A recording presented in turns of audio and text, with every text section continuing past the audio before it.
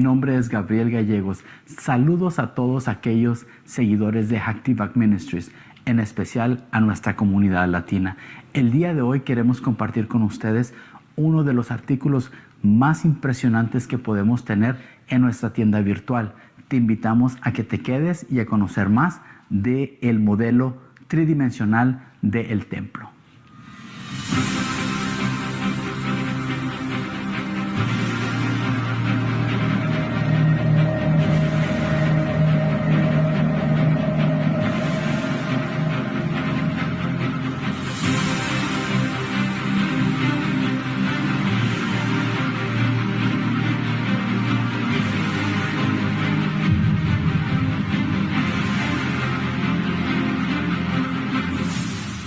Les presento el nuevo modelo del templo.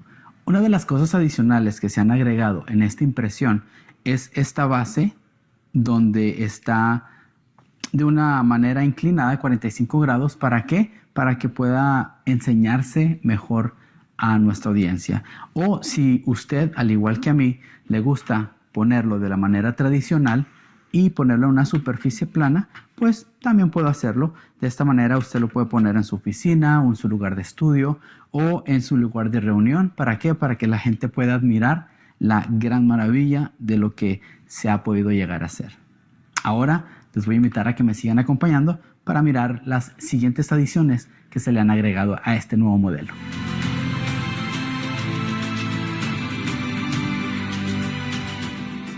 Uno de los nuevos aspectos de este nuevo modelo tridimensional son los colores que se han añadido, como el color oro, el color blanco, un café y un café un poquito más claro. Podemos mirar el color blanco en los 15 escalones que están en el atrio de las mujeres, como también en las 4 lámparas. Podemos mirar el color blanco en el misbeach, en el altar, como también en los 2 escalones que están entre el ulam y el altar. Podemos encontrar este color blanco también en estos pequeños mikvaot o también baños de inmersión que se han añadido. También podemos apreciar en el misbeach, el altar, se agregaron a color las 3 fogatas y en el centro podemos encontrar de color café más claro las cenizas del altar. Otro de los buenos beneficios de este modelo es de que los edificios adicionales, el techo puede ser removido.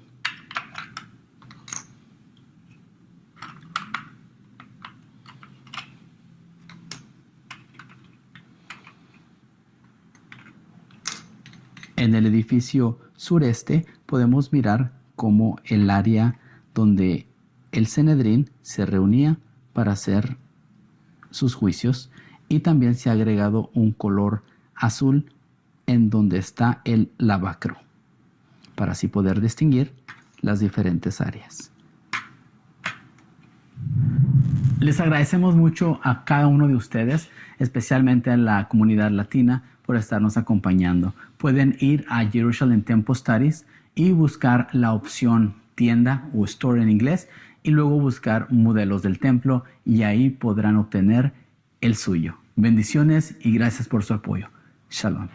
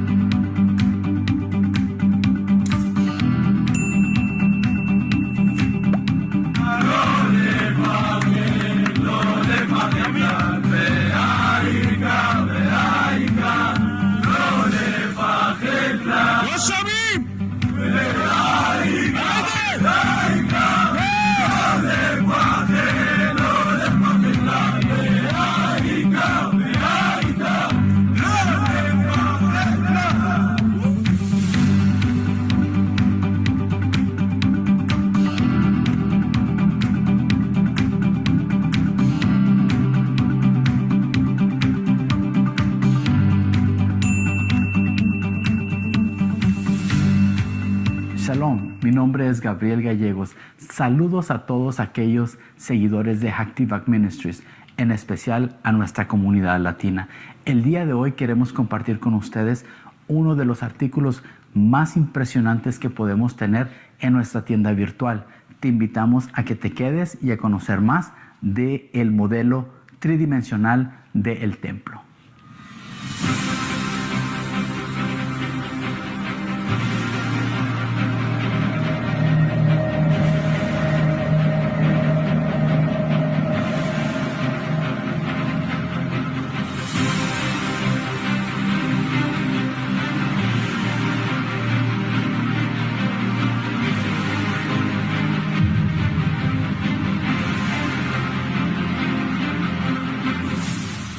Les presento el nuevo modelo del templo. Una de las cosas adicionales que se han agregado en esta impresión es esta base donde está de una manera inclinada de 45 grados. ¿Para qué? Para que pueda enseñarse mejor a nuestra audiencia. O si usted, al igual que a mí, le gusta ponerlo de la manera tradicional y ponerlo en una superficie plana, pues también puedo hacerlo. De esta manera usted lo puede poner en su oficina o en su lugar de estudio o en su lugar de reunión. ¿Para qué? Para que la gente pueda admirar la gran maravilla de lo que se ha podido llegar a hacer. Ahora les voy a invitar a que me sigan acompañando para mirar las siguientes adiciones que se le han agregado a este nuevo modelo.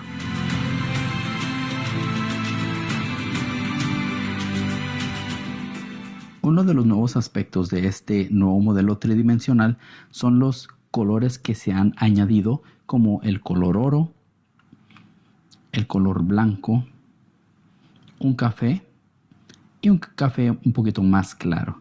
Podemos mirar el color blanco en los 15 escalones que están en el atrio de las mujeres, como también en las 4 lámparas. Podemos mirar el color blanco en el misbeach, en el altar, como también en los 2 escalones que están entre el ulam y el altar. Podemos encontrar este color blanco también en estos pequeños mikvaot o también baños de inmersión que se han añadido. También podemos apreciar en el misbeach, el altar, se agregaron a color las 3 fogatas y en el centro podemos encontrar de color café más claro las cenizas del altar. Otro de los buenos beneficios de este modelo es de que los edificios adicionales, el techo puede ser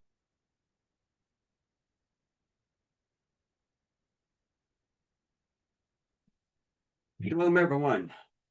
We, as many of you might know already, Debbie and I just returned from Israel. It was an unexpected trip. It was a miraculous trip. But before we get started, I do have some prayer requests. And I want to thank the moderators that help us with the various questions, the texts that come in over the chat. And I want to encourage you to ask questions, to make comments. Actually, if you enjoy what you see, please share and also like. This helps us tremendously in our Facebook platforms as well as our YouTube platforms. I'm going to tell you a story of all that happened, but I've got a major prayer request. Yesterday morning, Grayson Jeffords had surgery, and his father was in contact with us, and they were putting in a pain pump, and Grayson has been in extreme pain. As many of you know, he has cancer, and he's been through a number of surgeries and all types of procedures, and everything has gone well. so far as of the last word that we heard from his father, but please be praying for him. Okay, and be praying for the family. Okay, it's a very, very hard time for all of them. Now, this morning I was talking to Gabriel Gallegos, and one of the things that I told him to tell about the trip to Israel, I needed 6 hours. Yeah, I'm not going to do 6 hours, but I'm not sure how long it will take to get through. It was a trip that we were not expecting, and I'm going to go to the slides and let me get this set up for us. And start with it immediately because, as I said, there is a lot. Okay, so we're going to talk about 3 calves, okay, and the army and the trip to Israel. Now, less than 2 weeks ago, we were amazed that there were two calves that had been born in Israel, in northern Israel, within a matter of weeks apart. And these 2 calves were already seen as potential red heifer candidates. Okay, but we're going to go into this. And so on Tuesday, this would not be this Tuesday a week ago, but the week before, I got a call from Edgar Ramos. Now, Edgar had received a text from Rabbi Azariah Ariel. Now, Rabbi Azariah Ariel is very, very significant. He is the son of Rabbi Israel Ariel, who was one of my teachers.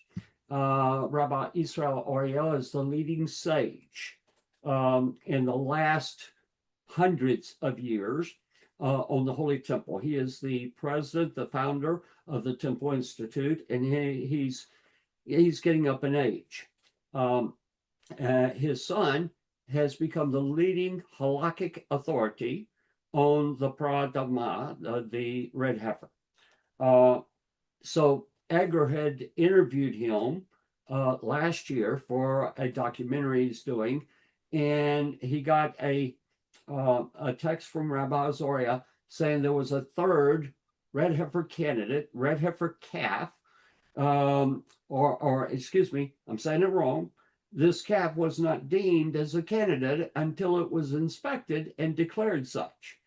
And so they were going to do an inspection, not only of this particular calf, but of all 3 calves, and realized that these 3 calves were born within a matter of 6 weeks. Okay, very amazing. Okay, because for 2,000 years, it just hasn't happened. And so Edgar called me, and he already knew he was going. Okay, he didn't know how because he couldn't afford it, but he was going. Okay, now I told him both on Tuesday and Wednesday we can't go. I received calls from Rabbi Mordecai Persoff, and also the spokesperson for the National Red Heifer Institute. He's also the spokesperson for the Beit Hamikdash Educational Center, Yehuda Ben Zvi. And they asked me if we were coming, and I basically said I don't see how. Financially, there wasn't any way that we could afford to buy tickets in less than a week, which raises the cost tremendously. There was going to be the hotels, there was going to be just everything, the food, and it was an impossibility. We had a restriction. We could not come out and tell anyone that there was a new calf born. We could tell about the previous 2 calves because that had already been declared. Now we have an understanding with the National Institute of the Paradama, as well as the Mikdash Educational Center, Rabbi Persoff, that we will not put out any messages or anything that is not directly from them. We will restrain from saying anything that would be along those lines. Now, Edgar Edgar went to our research group, and he posted that he was going to Israel, he's going to be filming, and so he asked people could they help. Now, but he didn't say anything about a third calf. Okay, so on Thursday, I got a phone call from a close friend of mine. He's part of our research group, and he said, "I'm sending X amount of dollars," and he had already sent some to Edgar, and it wasn't enough to buy a ticket. Okay, not even one ticket, much less the 2 tickets or 3 tickets we would need. Now, I had told Edgar, there's no way that I can go unless Debbie goes with me. And I've got to explain that. Well, first off, Debbie is an integral part of everything I do. Okay. And she is an integral part of the temple research. She doesn't go to the research meetings. She is who I filter everything through. And her wisdom leads and guides me many times. But there was more. This was to be my 100th trip. And this trip was actually being planned by my daughter that we lost 6 years ago. And so there just wasn't any way that I could go without her. At the same time, we felt that Adriana, Edgar's wife, she would have to be there, okay, because she's an integral part of everything Edgar does. And so we certainly didn't have the money. But based upon this phone call, I felt that Hashem was directing us, you're going to go. So I called Edgar and said, we're going. I don't know how, but we're going. Well, everything changed. We had money come in, and it was just from this small group. We're talking about 30 people. And we had money come in, and the money kept coming in, and the money kept coming in. And I'm thinking, my goodness, we don't need this much money. But it turned out we did. Okay. It was God providing for everything that we would need. Okay. And so little did we know, little did we realize exactly all that was going to happen and how it was going to happen. It was kind of the expression flying by the seat of your pants. So I want to give a quote, and tell you what, let me go to the next slide, and then I'll come back to that one. Okay.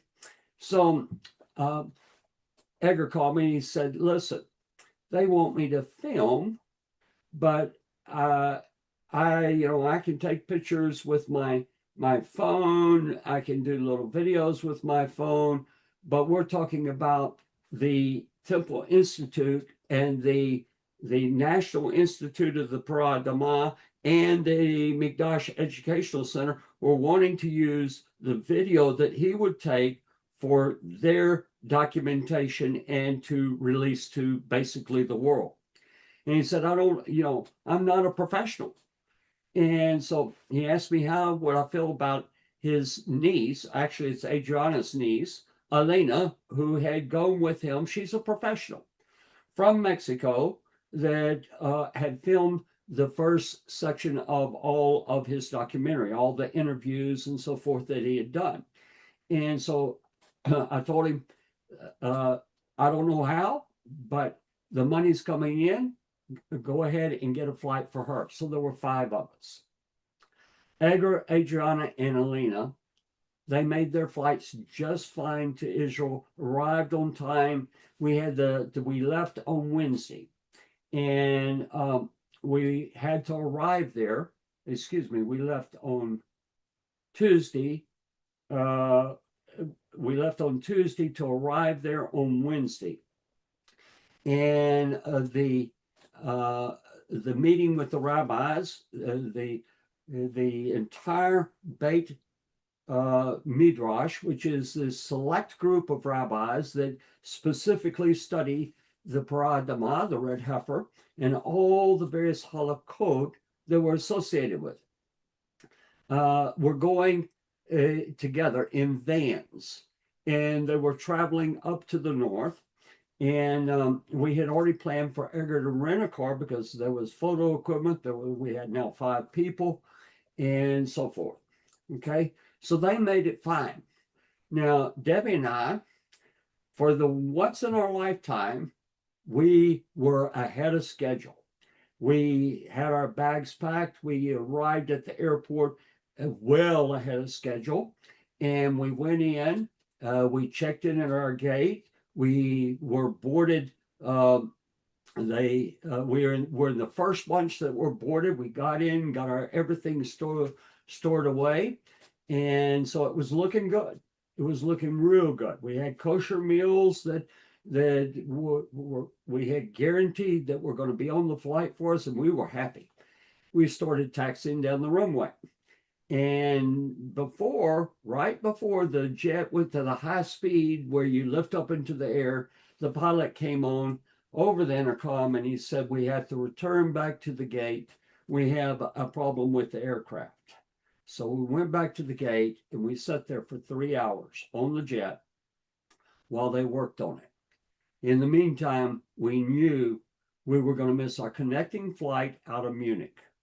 So we arrived in Munich and we have to get a flight to Israel.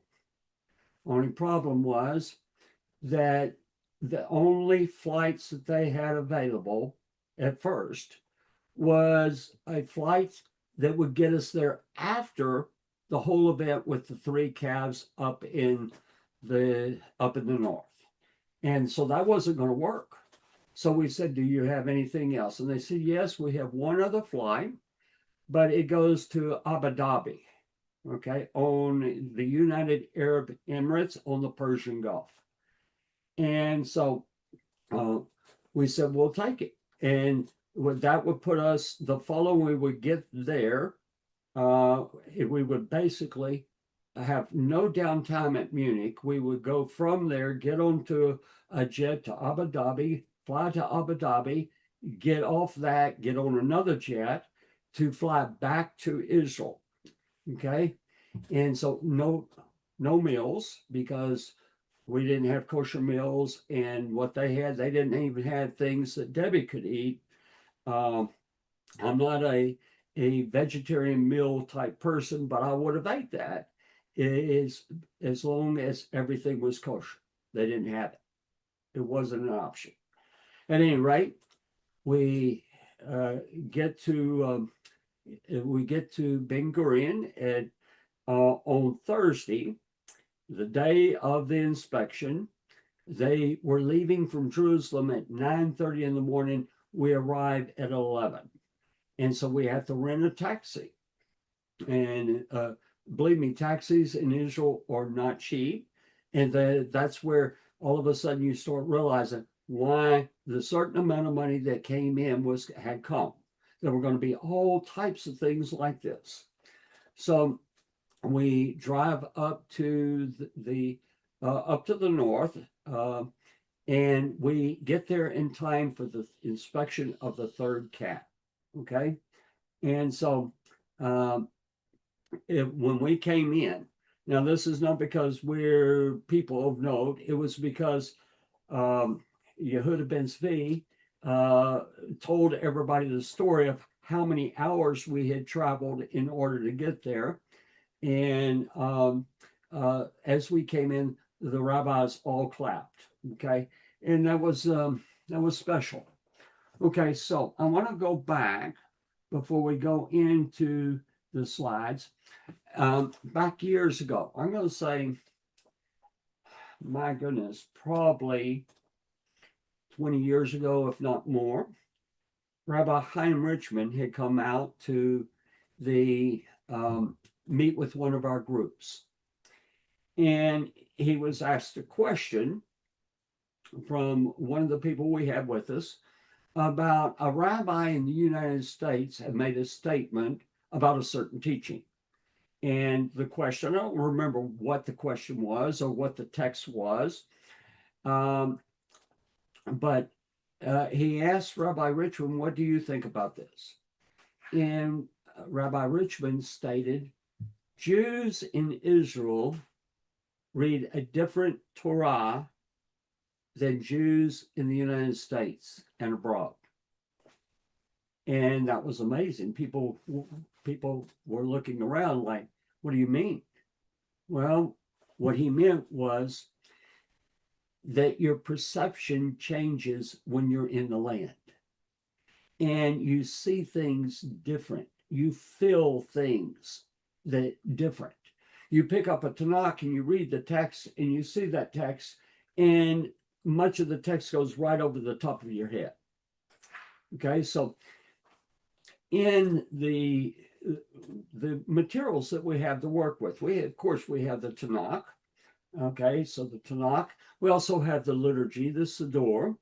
We have the Mishnah. We have the Talmud Bavli, the Babylonian Talmud, and the Talmud Yerushalmi, the Jerusalem Talmud. Then we have other writings that are from the Pseudepigrapha, but the Pseudepigrapha doesn't tell you details on the Holy Temple, doesn't tell you details on Halakha, doesn't tell you details on the Paradama, the Red Heifer, the Ketoret, or any of those things. It has things that, yes, you can use, and they predate the destruction of the temple. We have the Apocrypha. And in the Apocrypha, we have the story of the Maccabees. All of that is recorded. It's historical accounts, but again, it doesn't give us the information about the temple, its layout, its services, its the specifics. Okay? So I have a question. Since the temple was destroyed, okay, so that's 70 Common Era, second destruction, how many commentaries, I'm talking about Jewish commentaries, have been written since the temple was destroyed on the temple? Well, there's been a number. The two most famous are Tiferet Israel. That's on the temple. The Tosafot Yom Tov is another. We have Mishneh Torah, which gives us a lot concerning Halakha, dealing with the temple. But all of these were written after the temple was destroyed. How many commentaries do we have explaining the Halakha that come from before the temple was destroyed? Oh, zero. Not one. Not one. There is one commentary, but we don't have it. It was a commentary that's mentioned in the Talmud. It's actually mentioned in the Mishnah. And so we don't have texts from eyewitnesses on how they did what they did. Now, in the Mishnah, we have, for instance, Tractate Midot, Tractate Tamid, Tractate Yoma, were written by Rabbi Eliezer ben Yaakov, who was an eyewitness, but it's also limited. The majority of the Mishnah was written after the temple was destroyed in the next century. Okay, the Mishnah was closed at the year 200 Common Era. We have the Tosafta, which is going to overlap a little bit from that. And then we begin the Talmud Bavli, which goes for another 300 years. The Talmud Yerushalmi goes for another 200 years. But the farther we get from the point when people were there and they saw how things were done, the more we lose. And so over the years, I'm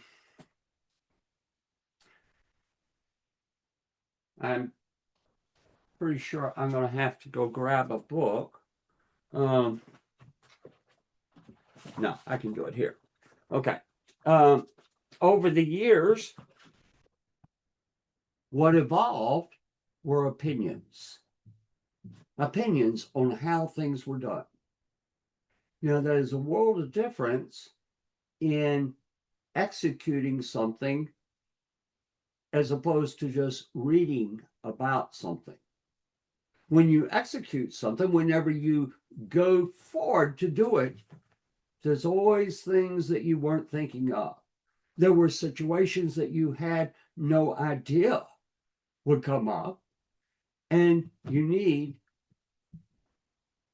can't work on opinions. You need to, where it's virtual fact. Okay. So my son, Isaiah, is reading through the Torah. And he calls me every few days. Several times we talk several times a day. And he asks me questions. And he called me yesterday. And I want to read this to you. Okay, so this is out of the book of Shemot. Thought it was a brilliant question. I have read Shemot. I'm going to say the whole book I've read probably well over 100 times. I've read this particular chapter because the chapters that deal with the Mishkan and the temple, I've read them probably 300-400 times. So it says, talking about the inauguration of the Kohanim in Shemot chapter 29. And this is called the Mialim ceremony. And it says, you shall gird them with a sash. It's talking about the priestly garments. Aaron and his sons, and you shall wrap the headdresses on them, the mitre, okay? And the priesthood shall be an eternal duty. Wait, no, I'm reading. I need to start earlier. Okay, so I'm going to start in verse 5. You shall take the vestments and dress Aaron with the tunic. That's called the meal. That's the white garment. The robe, the tunic is the meal. The robe of the ephod, okay, so that is the ephod is a colored garment. The ephod and the breastplate, that's the Hoshen HaMishpat. And you shall gird him with the belt of the ephod. You shall place the turban on his head and place the crown of sanctity. That's what's called the seats. It's a gold plate. And it says Kadosh LeHashem, okay, with the Yod, the Hey, and the Vav, and the Hey written out. Okay, so, and you, and place the crown of sanctity over the turban. You shall take the anointment oil and pour it on his head and anoint him. Now, that was his question. And he had the turban on. And they're going to pour oil on his head, and it runs down his beard. It's all, we have some descriptions of that and so forth. But his question was, how could he wear the turban after that? I mean, it's oil soaked. Okay, so this might seem like an insignificant question, but when you stop to think, it's not insignificant at all. Okay, it's a question that needs to be asked. And so it started me thinking. And I've read this text, as I said, probably 500 times, and I never came up with that question. Now, I personally believe that we have a research group, and we meet weekly. We meet for 2 hours, and it is a matter of asking questions. And I've noticed that the questions have changed over the last several years. Questions that we were asking 20 years ago, those don't come up very much. It goes more into how do you execute. Now, I can go to the commentaries and I can get opinions, but that's a guess. Okay? We can't work on guesses. We can't build on guesses. We can't execute on guesses. We have to have where we know how it was done. And we have to have, once it's discovered, then it has to become a part of halakha. This is how you do it. I can't set halakha. Okay, nobody in my group can set halakha. In fact, a rabbi can't set halakha.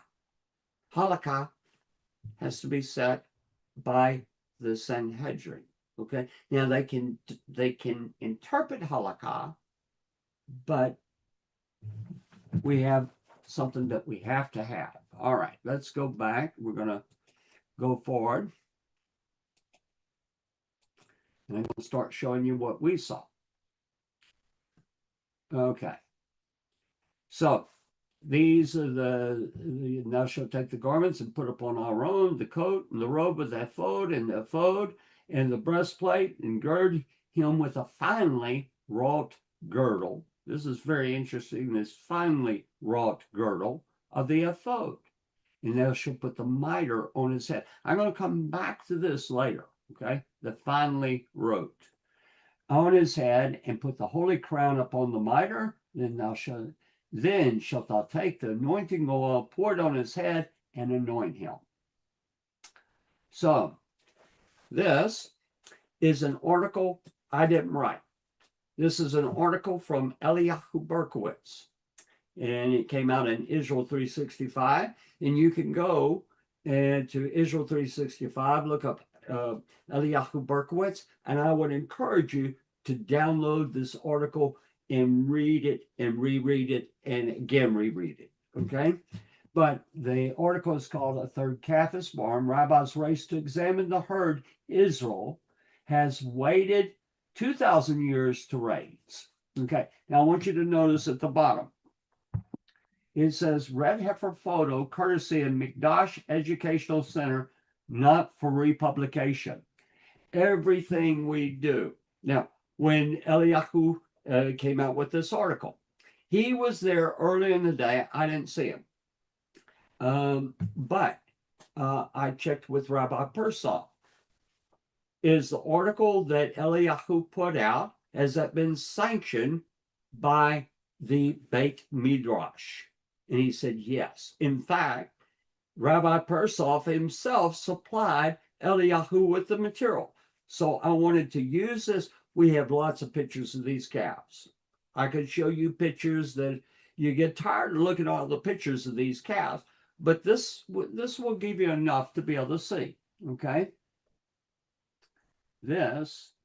All right. This is his article. And the calf was born in a dairy barn in the Jordan Valley last week. Right here. That calf. And on Rosh Chodesh Elul. Whoa. Wow. The beginning of Elul is the beginning of the season of Teshuvah, and is preparatory to Rosh Hashanah Yom Kippur, which is preparatory to Sukkot. I think the timing of these things is absolutely critical. A delegation of rabbis stood over her, running their hands through her coat. She was the third heifer of her kind to be born in Israel this season, joining two others already under watch in the Galilee and the Golan Heights. Together, the three calves represent the most concrete progress yet toward a goal Jewish tradition has pursued since the destruction of the Second Temple, raising a red heifer whose ashes can restore ritual purity to the Jewish people. Now, I've been involved for over 25 years in the search for a red heifer. The first heifer candidate was by Haifa. And I went to see her 3 times, talked with the rabbi, got to run my hands through her hair and her fur. And then we had a second one. And I was involved in raising money for the purchase, the down payment for the purchase. And I went out several times with Rabbi Richmond, Rabbi Menachem Machover to inspect her. And so this is something that isn't just brand new on my part. It's been a quest and a goal and a prayer for decades. And you can imagine 2,000 years. Okay, so the examinations were carried out by the Beit Midrash, the rabbinic study hall of the National Institute for Red Heifer Research, a body that unites religious Zionists, Litvish, Hasidic rabbis around a single national mission.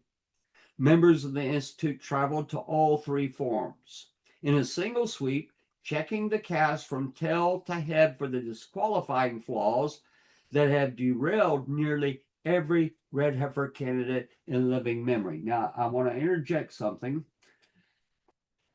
I had my suitcase was in a vehicle that Rabbi Persoff was driving, and Debbie's suitcase, Egger's car that he had rented, was too small to put our suitcases in, and we had to have those suitcases, and so Yehuda ben Zvi had one van, Rabbi Persoff had the second van. All these rabbis were piled into these two vans, and so my suitcase went into Rabbi Persoff's, and Debbie's went into Yehuda ben Zvi. Well, Rabbi Persoff, we didn't realize this until we picked up the one suitcase, Debbie's, in Jerusalem from Yehuda's van. Rabbi Persoff, he didn't realize that he had my suitcase in his van. He drove to his home near Tel Aviv. And so there was no way to get it for days. Okay, so the on Sunday, this was on Thursday, on Sunday, he came to Jerusalem to work, just as he usually does. And so Edgar and I went over and we got the suitcase and I interviewed him and Edgar filmed it. He said something amazing. And I want you to catch this. This is very important. He said, it's amazing because they formed the National Institute for the Red Heifer several weeks before the birth of the first red heifer. They formed the Beit Midrash, a platform to make halakhic decisions concerning the red heifer. So things were put in order, and then the red heifers started coming. One this week, 4 weeks later, second one. 2 weeks after that, third one. My goodness, it was amazing. It was like, and I said this in our conversation, it was like when the children of Israel crossed the sea, Nachshon was the prince of Judah. He stepped into the water and the waters parted. They didn't part, and then he went in. You have to move forward, and then but you have to be in step with God. You have to be right in the way that he wants things, because while we might be figures within whatever God's plan is and operating within that, it is God who is the director. God is the one that has to restore all of these things. We have three things that are critical. No temple if we don't have these three. One is a qualified red heifer slaughtered precisely according to the way it has to be done. It can't be, oh, we got close. It has to be exactly. Okay, number two, we have to have the Ketoret. Well, all of a sudden, the Ketoret is coming back. And I'll give an update on that Ketoret because as I spoke a few weeks ago, when the book came out from the organization, that this is the Vendel Jones discovery back in 1992, that for how long has it been since 1992? Well, we have 8 years to the year 2026, so that's 34 years that this has basically disappeared. But in conjunction with these calves being born, that potential incense has resurfaced. I heard about it more than one place in Israel. I'll tell you about that as we go along. And so I spoke to Eliyahu Berkowitz, and at the present time, it is in a lab in France being tested. God is putting everything together. God's bringing all, but there's a timing that you can see. But wait a second. There's going to be questions on that incense and exactly as to how that service was performed. Because while we have the majority, there are details that we don't have. And as we reach the application, that will determine much of it. All right. So we're going to go back to the slides.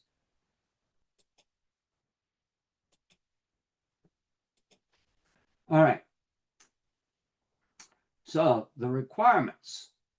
You can see this is the Beit Midrash here. Okay. And you'll notice that these, some are dressed as ultra Orthodox and others not. It goes across the board. Okay. The requirements come directly from the Hebrew Bible. This is the ritual law that Hashem has commanded. Instruct the Israelites to bring you a red cow without blemish. And it says cow. That means it has to be a certain age. That age, you will read in your Bible 3 years, but it means in the third year. So 2 years, it has to be. So a red cow without blemish, in which there is no defect and on which no yoke has been laid. That's from Bamidbar 19:2. Since the Second Temple's destruction nearly 2,000 years ago, the ashes of such a cow have been unavailable, leaving every Jew in a state of ritual impurity from contact with the dead, a status the Bible calls tumat met. Without those ashes, the purification described in the Torah cannot take place, and full temple service cannot resume. This is why a light hair on a newborn calf is not a minor veterinary detail. It is the difference between a heifer that can eventually serve the nation and one that cannot. The first stop was Beit Rimmon in the Galilee, where the heifer, given the name Timimah, meaning unblemished or whole, was examined 3 months after her birth. Timimah's case had been the most closely watched of the three because a farm hand attached an identification tag to her ear shortly after birth, before anyone recognized what she might become. The tag raised concern that it may have caused a disqualifying blemish. Wait a second. Now, this means we have a halakhic discussion by halakhic authorities to determine whether this calf could ever be eligible or not. Okay? It's not my call. Okay? It's not my call. It's not my group's call. It's not a single rabbi's call. It has to come from the halakhic authorities. Now, we have a Beit Midrash, which are the top halakhic authorities, but they are fielding questions that have never, in the history of the Jewish people, in the history of the world, had a question like this. And there will be more. We're going to find that the first heifer and the second heifer both raise halakhic difficulties. Okay? We can't go with opinion. The fate of the nation lies on this. The fate of the Holy Temple lies on this. All right? The examination was conducted in the presence of the local rabbi, Rabbi Yechal Zor, with the Institute teams checking Timimah from tail to head. Now, I saw how they inspect, and I'm telling you, tail to head is an understatement. A process the Institute has said requires exceptional expertise in the relevant halakhic laws. The verdict was encouraging. The team reported that she is indeed Timimah, unblemished both in the redness of her hair and in the physical integrity of her body. The hole in her ear is healing well and appears to be moving toward classification as a temporary blemish, which, according to the ruling of the Institute's Beit Midrash, does not qualify her. Now, I want to mention the Beit Midrash does not have the authority of the Sanhedrin. Okay. And so this is a stepping stone towards what will be required for the multitudes of questions that will come up. How do we perform this? Now we have 200, in my count is 276 commandments on the temple service, the carbonate, the incense, the washing of hands, or the immersion by the Kohanim, the priestly garments. There we have 276 of these, that every one of them is controversial. Every one of them will have halakhic discussion on can you or can you not. You cannot go with opinion. Okay, so let's go forward. The second stop was the Golan Heights, the herd of Shai Givon. Now, Shai, he is a member of the Beit Midrash. He is over a number of farms, and he is in charge of the artificial insemination specialist who works for the company Perion, who has now produced two red heifer candidates from his own barn. Now, the first one, if you remember, the calf came out, and lo and behold, the one of the workers did what is the common practice: tagged the calf immediately on its birth. And so, in this case, Shai, who had removed that previous tag, had said, any red calves that are born, call me immediately. Do not tag it. Okay, so we start to see applied logistics towards what you do and what you don't do. Now, this calf born just before Tisha B'Av. So the first calf was born right after Shavuot. The second calf just before Tisha B'Av, the 9th of Av. And then the third calf was born Rosh Chodesh Elul. I think that's significant. Has no ear tag. Aware of what a single puncture had already caused Timonah's case, the Institute chose not to tag her. Her complications are internal rather than visible. Now, this is a question that was never, ever came up in the past, but it's come up in our day, in our time. She was born a twin to a male calf. And cattle are one of the few species in which twin fetuses in the womb can share a connected blood supply between their placenta. When that happens, the male's twin hormones can cross into the female twin and permanently affect her reproductive organs, leaving her what veterinarians call a free Martin, and Jewish law would recognize as a alonit, a female incapable of ever conceiving. The examination of Yehudia also turned up several lighter colored hairs on her coat, a detail that drew Rabbi Aaron Azentel into the discussion alongside the Beit Midrash's own scholars. Rabbi Azariah Ariel, head of the Institute's Beit Midrash, offered a measured assessment. In any event, it is reasonable to assume that these two hairs will darken in the future, enabling us to approve their color according to all halakhic opinions. In other words, it's too early to tell. On the question of her uterus, Rabbi Azariah said his latest research has left him confident that the calf can still be rendered a potential red heifer, a question the sages of the Talmud never had occasion to confront, since free Martinism was not a concept available to them. Now, I think it's unique. I'm going to want to stop. I'm going to have some pictures coming up. But I think it's unique that our first calf had a tag in the ear. Oh, questions. Does this disqualify her? And we can't go on opinions. We have to go on halakhic decision. Second calf. On the outside of the white hairs that they felt would disappear, in other ways, she seems perfect. But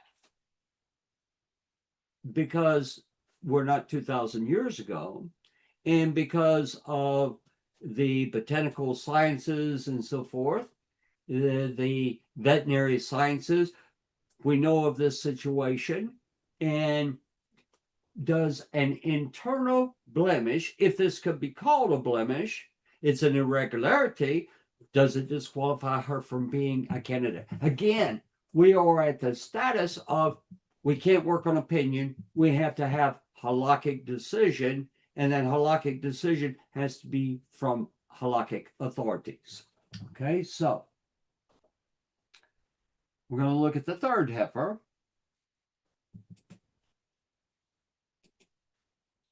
All right. Givon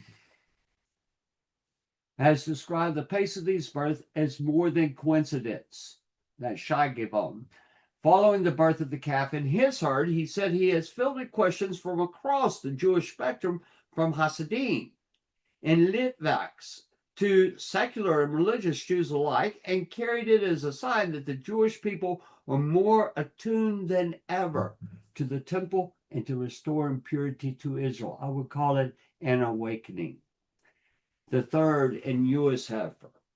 And so Debbie and I were there for the inspection of this heifer. Was born only last week in a dairy barn in the Jordan Valley. In Shatmot Mekola, an agricultural community founded in 1984 in the northern stretch of the valley. Her birth is, on its face, the most improbable of the three. She was born to a light-colored cow sired by a black bull, a combination that would ordinarily not be expected to produce a solid red calf. Interesting. Yakir, who manages the calf department at Shadmot Mekola, described the delivery himself.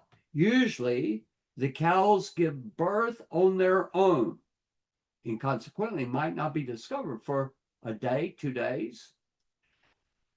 But in this case, I had to assist her. He said, during the delivery, I suddenly saw a calf with a reddish color. It was remarkable, since she was born to a light-colored cow and a black bull. I immediately called the supervising rabbi to receive instructions. Yehuda ben Zvi, the coordinator of the Mikdash Educational Center, led the rabbinic tour of all three farms. He explained to Israel 365 News that the calf is not considered a candidate for the mitzvah of a red heifer until he has been inspected and certified by rabbinic authorities. The inspection requires going through an exhaustive list of potential blemishes that may be present. Now, this is a picture of Yehuda ben Zvi on the right, and next to him is Rabbi Mordecai Persoff, and this is the third calf. This is the calf that we were just reading about, okay? Now, I want you to notice this little frame here, and you might notice that they have her lifted up. That is to give them access to be able to inspect this cow. I'm going to show you the inspection list in a moment. The comprehensive examination that followed turned up no visible blemishes, no off-color hairs, no injuries, no irregularities of any kind were recorded. Of the three calves inspected that week, she is currently the closest to the Bible's description of an animal without blemish in which there is no defect. Rabbi Zoria Ariel described a moment of recognition standing in the Jordan Valley barn. Today, for the first time, I understood the words of Rabbi Shimon regarding the red heifer. He said that if a more suitable one is found, the cow may be redeemed even while it is upon the pyre. In other words, it's already been slain and they're burning it. This describes a reality in which a suitable red heifer has already been found, and yet another, even better one, may be found within a very short period of time. Indeed, we have now merited to see 3 heifers born within a relatively short span of time, with the latest one appearing even more promising than the previous ones. People, we're seeing a miracle. There's no other way to describe. We're seeing an visible hand of God in directing all these things. There's still a long road ahead of us, he said. Nevertheless, as we approach the year 5787, we can announce that the people of Israel are indeed moving toward raising a herd of red heifers and advancing the process of restoring ritual purity to Israel after 2,000 years of exile. With God's help, in the near future, we hope to announce where the heifers will be displayed and raised until they grow from calves into 2-year-old cows. Now, I've told you over the last few weeks about the Mikdash Educational Center purchasing what is called Mini Israel, and they're turning it into a theme park with its basis on the Holy Temple, but describing all of the Word of God. Okay, so there's going to be exhibits on Samson, for instance. There's going to be exhibits on Haman and Mordecai, but the majority will be on the Holy Temple, its significance and its meaning to the people. And they are trying, Rabbi Persoff told me this twice, that they are trying to secure one of the heifers to have at Mini Israel, because for tourists to go up to the north, it is a long journey from Jerusalem. All right. So we're going to go just a little bit further, and then we're going to break. And I hope that you have some questions, some comments to make. All right. The National Institute's leadership has framed the three births as part of a coordinated national undertaking rather than a series of isolated events. The Institute's Beit Midrash is still required to rule on approximately 10 complex halakhic questions that demand in-depth study, and intends to consult with leading Torah authorities in order to build the broad halakhic support needed to restore ritual purity to the people of Israel in the coming years in a historic national event in Jerusalem. Now, here's some pictures. This, you can see, they are, I believe, inspecting the ears of the calf at this time. This is the man with the blue kippah. That is Eliyahu Berkowitz. Okay, and I've got more pictures coming up. None of the 3 calves born this season are yet old enough to serve their purpose. Jewish law requires a red heifer to be at least 2 years old before her ashes can be prepared, and each animal must maintain her unblemished status without interruption until that day arrives. What changed this season is not that the requirement became easier to meet. It is that for the first time in living memory, 3 candidates are being raised toward that requirement at once on 3 different farms in 3 different regions of the same land their ancestors were exiled from 2,000 years ago. Now, this is the Beit Midrash. Okay, the man with the black coat in the front is Rabbi Azariah. Rabbi Persoff is immediately to his left. Yehuda ben Zvi is to his right, and you can see the range of the halakhic authorities and so forth. And Eliyahu Berkowitz is sitting in the chair. All right. Now, we were there. This is Edgar. Edgar was busy most of the time filming, and they were on the outside trying to get all the pictures in as they go. This is, again, you can see the little frame that they put the calf in. And here it's on the ground, but you see they lift it up and put it up so that they have access. Now, this is me standing next to Rabbi Persoff, and He's actually got his hand on my shoulder, and we are looking at that. It was an honor. It was a privilege to be there. Okay, but Edgar, Adriana, Elena, Debbie, myself, we were spectators. We were not any principal people. We had no decisions that we did not even offer opinions. Only opinions that we were saying is this is remarkable. Okay, and so now I want to show you this. Let's go down to this one. You see right here, it's turned on its side, but this is the actual pages, and they have several pages of these things. They're in Hebrew, and each of the members of the Beit HaMidrash has a set of these papers, and they have to go through and examine them. Okay, so here, if I can give you an idea. It deals with general, it deals with the horns, it deals with the hair, it deals with the eyes, and this one, it deals with, looks like milk, I'm not sure, health, hooves, I can't tell what this is, and then other things. They have a checklist that they have to go through, and you can see over here, this is a checklist. It is very detailed. I mean, literally, I'm not exaggerating, every hair, every follicle on the calf is examined. It takes hours to do a calf, okay?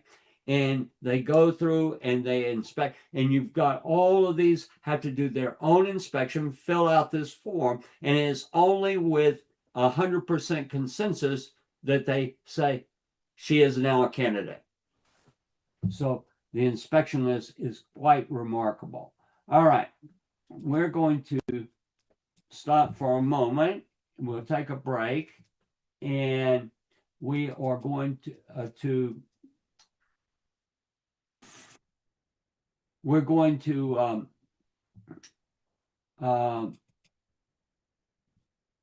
be back in just a minute. Give me a second. I gotta get things set up here. All right.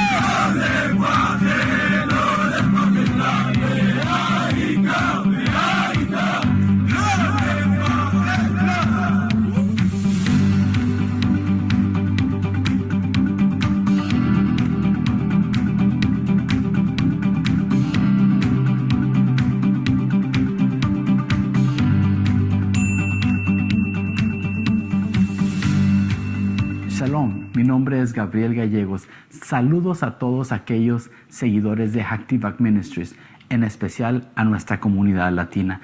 El día de hoy queremos compartir con ustedes uno de los artículos más impresionantes que podemos tener en nuestra tienda virtual. Te invitamos a que te quedes y a conocer más del modelo tridimensional del templo.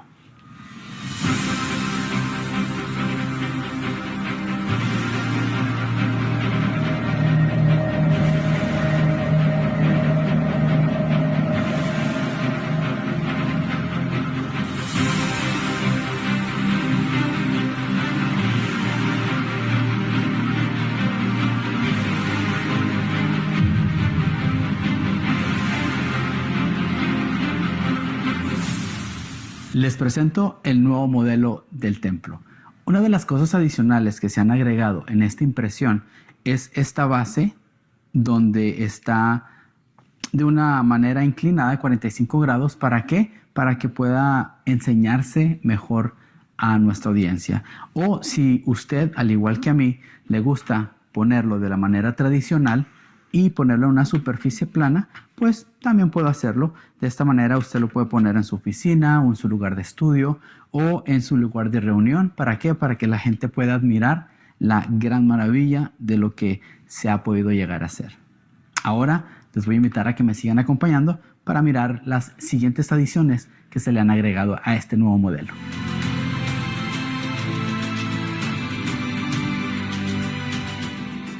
Uno de los nuevos aspectos de este nuevo modelo tridimensional son los colores que se han añadido, como el color oro, el color blanco, un café y un café un poquito más claro. Podemos mirar el color blanco en los 15 escalones que están en el atrio de las mujeres, como también en las 4 lámparas. Podemos mirar el color blanco en el misbeach, en el altar, como también en los 2 escalones que están entre el ulam y el altar. Podemos encontrar este color blanco también en estos pequeños mikvaot o también baños de inmersión que se han añadido. También podemos apreciar en el misbeach, el altar, se agregaron a color las 3 fogatas y en el centro podemos encontrar de color café más claro las cenizas del altar. Otro de los buenos beneficios de este modelo es de que los edificios adicionales, el techo puede ser removido.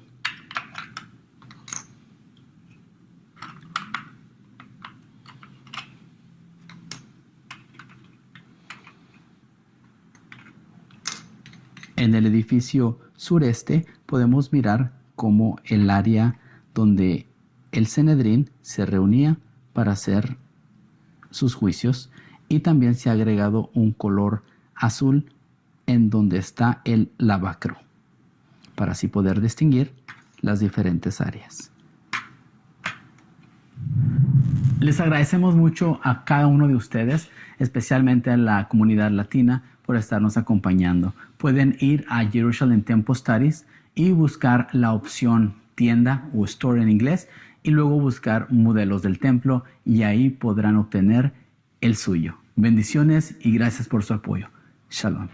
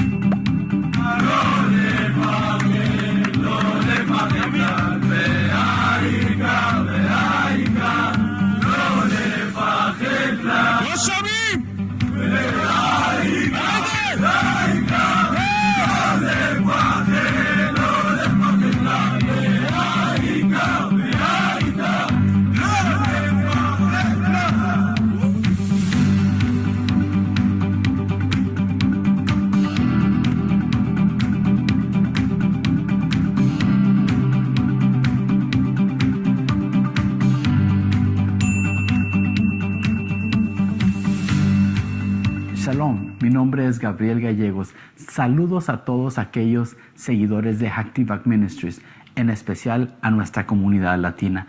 El día de hoy queremos compartir con ustedes uno de los artículos más impresionantes que podemos tener en nuestra tienda virtual.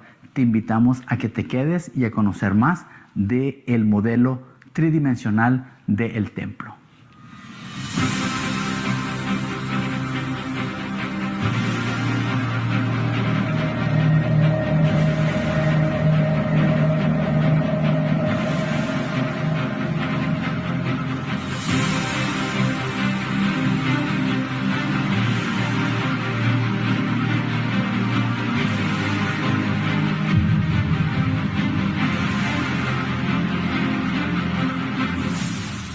Les presento el nuevo modelo del templo. Una de las cosas adicionales que se han agregado en esta impresión es esta base donde está de una manera inclinada de 45 grados. ¿Para qué? Para que pueda enseñarse mejor a nuestra audiencia.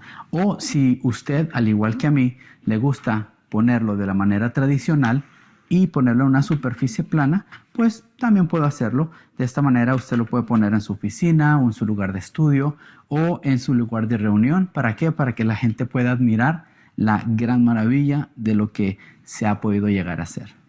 Ahora les voy a invitar a que me sigan acompañando para mirar.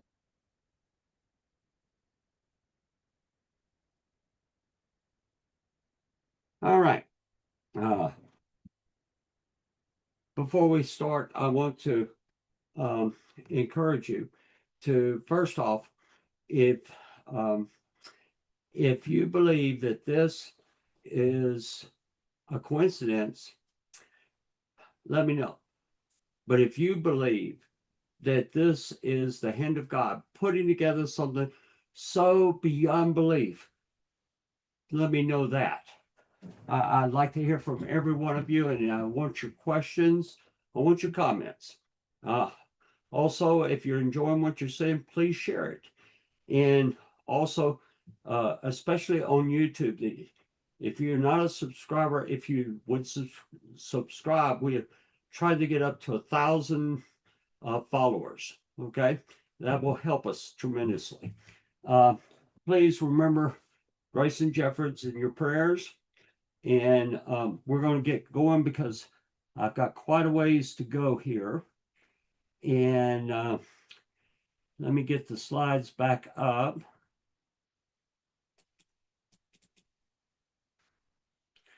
And we're going to start hitting it. Now, we've got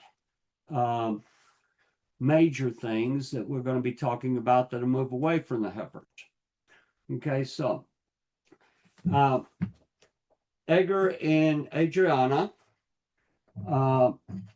and Alina went over by Tel Aviv, and they had an appointment with the women there's a team of women that are weaving the paroket. Okay, the paroket are the big veils. Now these veils are absolutely gigantic. You can see in the picture that is only a part of what you see. These are actually 8 stories high.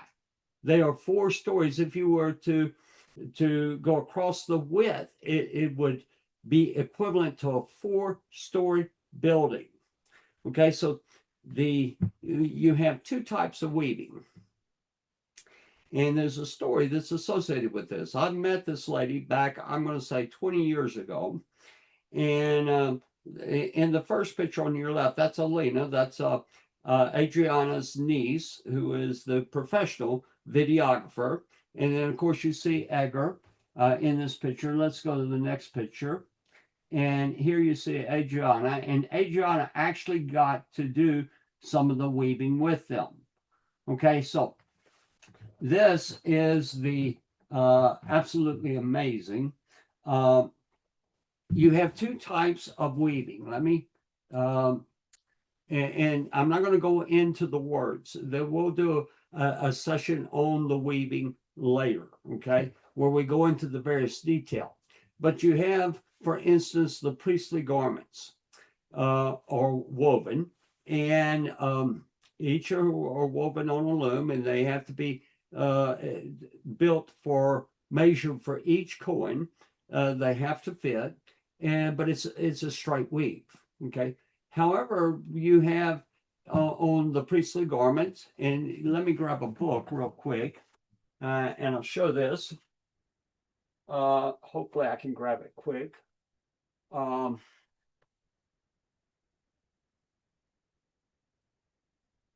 Well, maybe I can and maybe I can't. I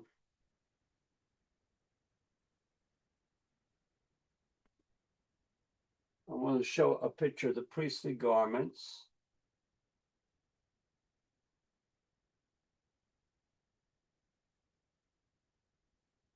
All right, we'll use this one.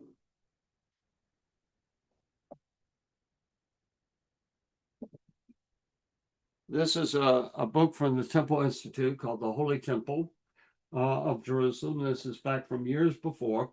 But you see this garment here. This is called the ephod, okay? And the ephod attaches to the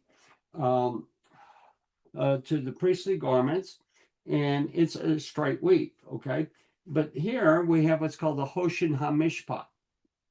This is the breastplate of judgment. It has the 12 stones on it. And so this is part of the priestly garments of the high priest, okay? So here, this is the mitre, and this is what's called the seats. Right here, this gold plate, right here, okay? And so this is, there's a different word that's used for the weaving. Same thing for the paroket.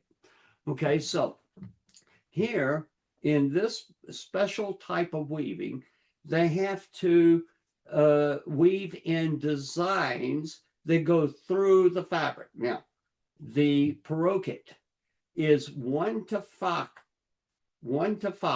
in thickness. That is over 3 inches. Okay, so it's about this thick. And if you remember, the cherubim, or what you might know as the cherubim, but it's pronounced with a K, a keruv, is a type of angel. And they have 4 faces, okay? So on the east, you have the face of a man. So that's the face that is when a Kohen would go in to the holy place, that's what he'd see. And then on the back side, which is the side of the Holy of Holies, it has the face, I believe, of an eagle. And then you have an ox and you have a bull, okay? You have all these 4 that are there. So if you're on this side, if you're coming in from this direction, you're going to see a face. But if you're on the other side, it's a different face. It's the face of a lion. I believe I said an eagle before. A lion, and then you have an eagle, and then you have a bull. Yeah. And so so you have these different pictures. In between, in that 3 inches, they will have the faces of the other 2 animals. That's a special weaving. Now, Edgar, talk to me about it. When I met this lady, it was at the Temple Institute. Rabbi Israel Oriel, and Rabbi Richmond introduced her. And they told the story how that she traveled the world to find the weaving techniques that are spoken of in Scripture. The art had been lost. And so they had to figure out. Now, there was a problem. They went to the commentaries. Oh, the commentaries that were built after the destruction of the temple. So many of these commentaries, 800 years, 900 years, 1200 years, and one by one, there were opinions. And there was an opinion this way, an opinion that way, an opinion this way. They tried them all. They had a problem. It didn't work. When you read it in the text, it doesn't explain how it was done. And so they had to go in and discover this ancient method. Now, in order to do it, they had to travel from opinion to this is how it was done. They had another problem. it has to be with specific colors. And so they had the tekelet. Well, in 1990, I was there when they discovered the tekelet. I was there the day that they had the confirmation of what shell, the murex shell, that the tekelet came from. And so God had returned something that was essential to have a temple. What is that? 30 something years. 36 years ago. From that, they've got the argamon, the purple. But they have a problem with the sheni tolat. Okay, the sheni tolat is the crimson red. And so the sheni tolat comes from an insect. It's called a worm. Tolat means worm, but it's actually an insect. And it is a particular type of oak tree.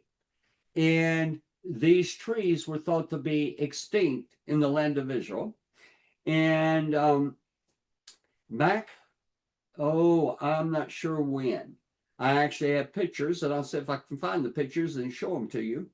The trees were still present in Lebanon, and the shells were collected for some purpose. I don't know if it was for dyeing, but they were used for some purpose. And so Rabbi Menachem Markover, his father, went to Lebanon, and this isn't in the days of Hezbollah, this is in the 1990s, and he bought 6 drums, like these big blue drums that would be used in chemicals and so forth. He bought 6 drums full of these shells and brought them back, and they produced the first sheni tolat. Now, this was succeeded by Professor Zohar Amor from the Tel Aviv University. I believe it's the university he works with. He's a great researcher, fantastic. Edgar Ramos has interviewed him in his documentary.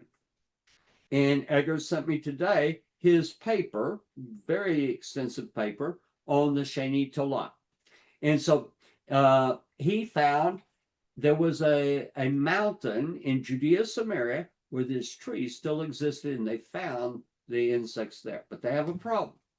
And the problem, which was being told to Edgar and Adriana and Elena, was that they, in the whole world of what is known now, there is not enough of these shells of these insects. When I say shell, what I'm talking about is kind of like a locust or a cicada, how it'll leave a shell like on a fence post or on a porch or something, and the bug is gone. But the shell is what the dye is made from. And so Professor Amar located a mountain where the insects were still found. Problem. According to this lady, the lady that you saw a moment ago, and I'm going to show you again, she said there's not enough in the entire world in order to produce the paroket. Okay, and they have to have it for priestly garments. They, for the high priest garments and several other things. Now, does that mean, it's a no-go? It doesn't mean you can use a substitute. No, you can't use a substitute because God said, and just so shall it be. He gave a top need. You're not allowed to deviate from that top need. And so it is a major, major thing. But we got 3 heifers. Oh, wow. Just after Shavuot, Tisha B'Av, Elul, God is on the move. God supplied the tekelet. God supplied the argamon. God will supply the sheni tolat. We are going to have front row seats, and you want to see it as it happens because it is the hand of Hashem. Okay, so we're going to go back here and take a look at this picture one more time. And then you can see the paroket in preparation. All right. Now, I told you that I had a special experience. My suitcase, thank God, did not arrive with us in Jerusalem on Thursday evening. We had no suitcase for me, Elena didn't get her suitcase to the day before she left Israel. We had a great meal at the hotel that night, which was greatly appreciated. But the next day, we were going to go up on Har Habayit on the Temple Mount, and I had no shoes. Now you're not supposed to wear shoes with leather in them. You can have a leather belt, but no leather in your shoes. So I would always carry one of two things. One would be a pair of tennis shoes without leather, or a pair of water shoes without leather, and that's what I would wear. But I made the decision that I would go up there barefoot. Well, it turned out there were a number of people that were going barefoot. The reason you cannot wear shoes up there is same thing what Moshe was told at Mount Sinai: take off your shoes because you're standing upon holy ground. And so it was an experience. I realized I will probably never wear shoes again on the Temple Mount, because my feet, with contact with the stones, there was an awareness of that I can't describe. I mean, there was an awareness of the presence of Hashem. You think, how can you have an awareness of Hashem with the Dome of the Rock and the Aqsa Mosque and so forth? That was totally removed. And it was I have been on the Temple Mount, I don't know how many times. I mean, I've spent hours up there.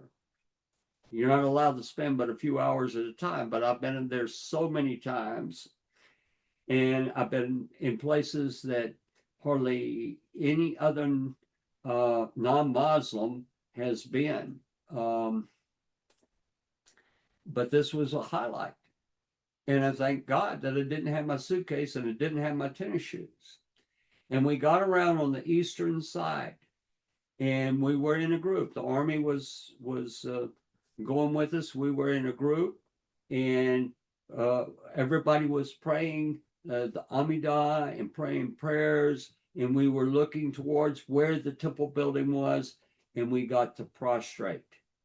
And that was an experience. And so that picture on the right side is me on the left and Edgar on the right. And that was an experience. The following Sunday, for the first time in 2,000 years, Jews were allowed to use Siddurim on the Temple Mount. And the prayers, once again, are being said. This is the hand of God. Okay, so let's go forward. That's a video. All right. All right. Now, while Edgar and Adriana and Elena went to do the interview on the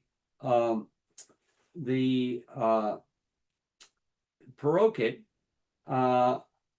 Eliyahu Berkowitz had set up for me to meet with Rabbi Josh Wonder, who is a member of the Nascent Sanhedrin. We had a 3-hour meeting at our hotel, and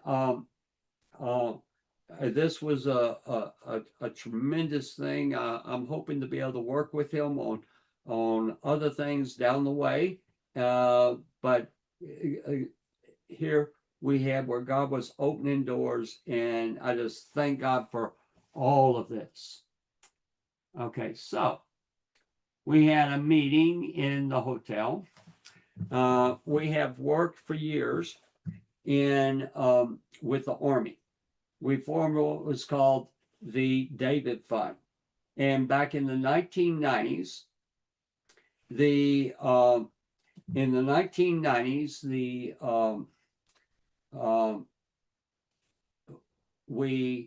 established the David Fund. We started working with a company, the Bezek Company, out of the 53rd Battalion, the Sufa Battalion of the Barak Brigade, which is the brigade number is 188. Now, we I'm going to kind of get into politics right now. The Israeli elections are coming up on the 24th of October, just after Sukkot.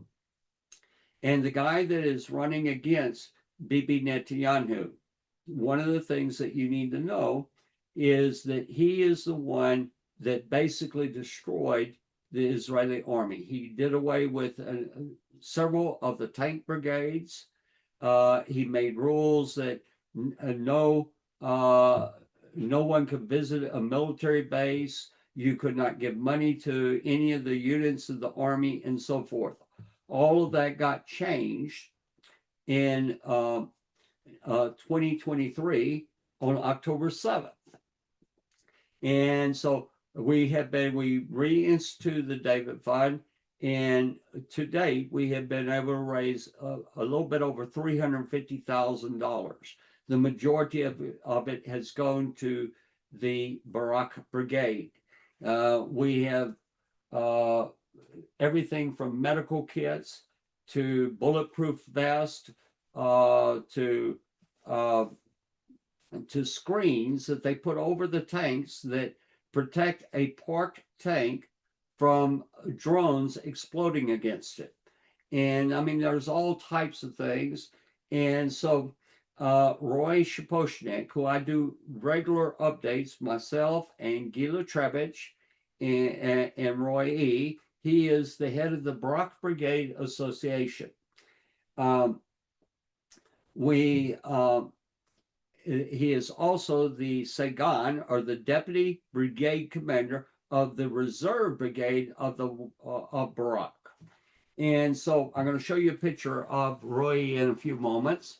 But he came down from the Golan Heights to see us at the hotel. He brought us a number of things as he came. And he said, I want y'all to come as our guests up to the base of the Barak Brigade. We were going to visit the 71st Battalion. And I'm going to send a car for you, which he did. Okay. Now, this is a book. And the book is called The Tanks Are Here. Now, give me just a second, and I'm going to show you. This book, and I'm going to talk about the book in just a moment. And I've got some stories that I want to tell you that deal with everything. All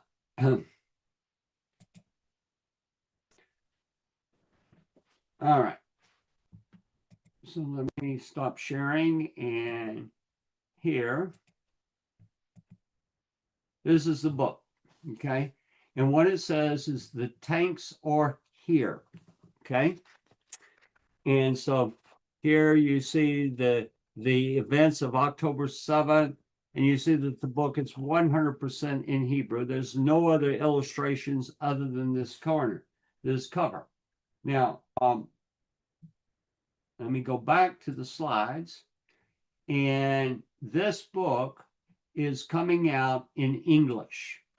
And it's going to come out, it'll be available on Amazon. And it is going to come out on October 7th, the anniversary of the 2023 Hamas massacre that occurred in southern Israel. And this unit, the 188th, the Barak Brigade, there's a story of all that happened. I've got I have the English PDF of it. I'm reading it, previewing for them, and Debbie and I, if they have this, we've been invited to go to New York City for the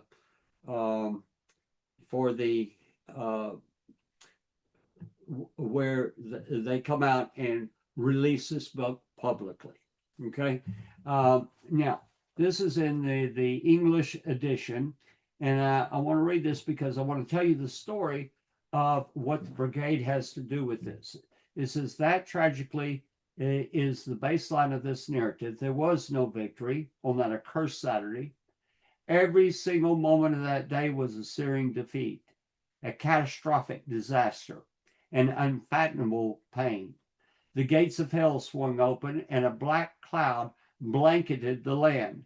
Dispelling that cloud took thousands upon thousands of servicemen and women, police officers, Shin Bet agents, and civilians as well, who quite literally risked their lives to save their people. Driven by courage, camaraderie, and basic humanity, they ran toward and straight into the fire. As immense as the evil was, an even greater good was required to defeat it. Now, I'm going to try to go. I want to see something here. Bear with me. I just had a thought, and so I'm going to kind of add that.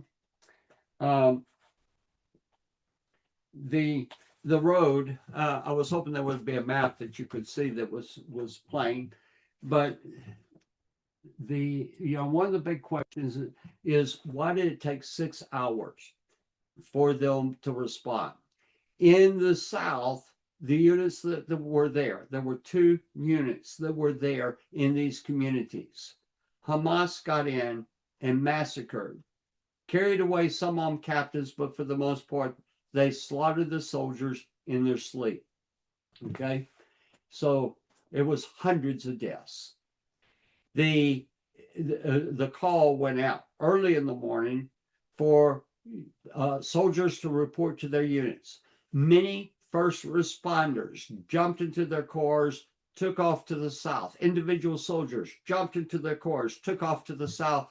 But Hamas was organized, and the few roads that led down into that region, they were ambushed right and left. And so they're going to help. I mean, it was disorganized, and they needed an organized approach. So I want to switch back to the Barak Brigade and show you what happened. All right. We were too late. The battle is over, is how Major Joel Amitai, a reserve company commander in the brigade, described how he felt that Saturday afternoon as his tank passed the site of the Nova Festival massacre en route to Kibbutz Be'eri. He was right. By then, so many battles had already ended. Hundreds upon hundreds had already fallen. Hundreds were wounded. And 251 civilians and soldiers, living and dead, had already been abducted into the Gaza Strip. Now, I'm going to come back. There was something that occurred that set this up. There was a peace initiative. There was numbers of Israelis believe we can have peace with the people of Gaza. We can have peace with Hamas. They're going to work for the good of the Palestinians. And all the time they were plotting this attack. The government came out. This was before what I had mentioned to you about the scaling down of the Israeli army.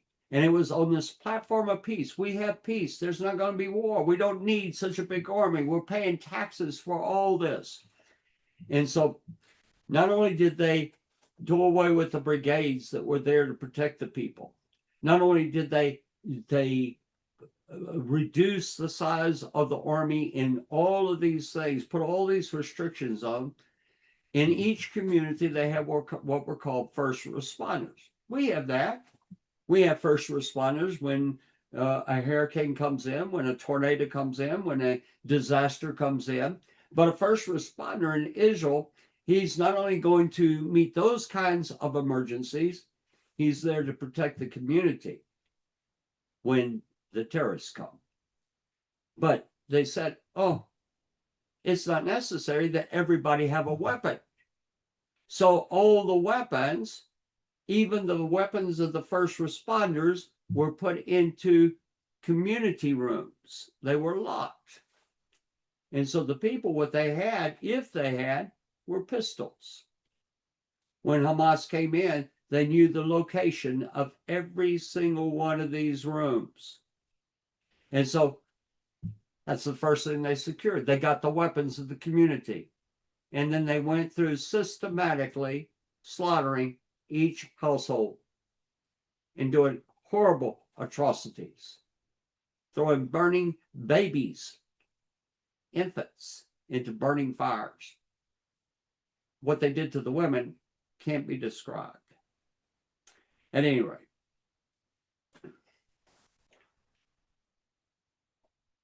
let me go back to the slides.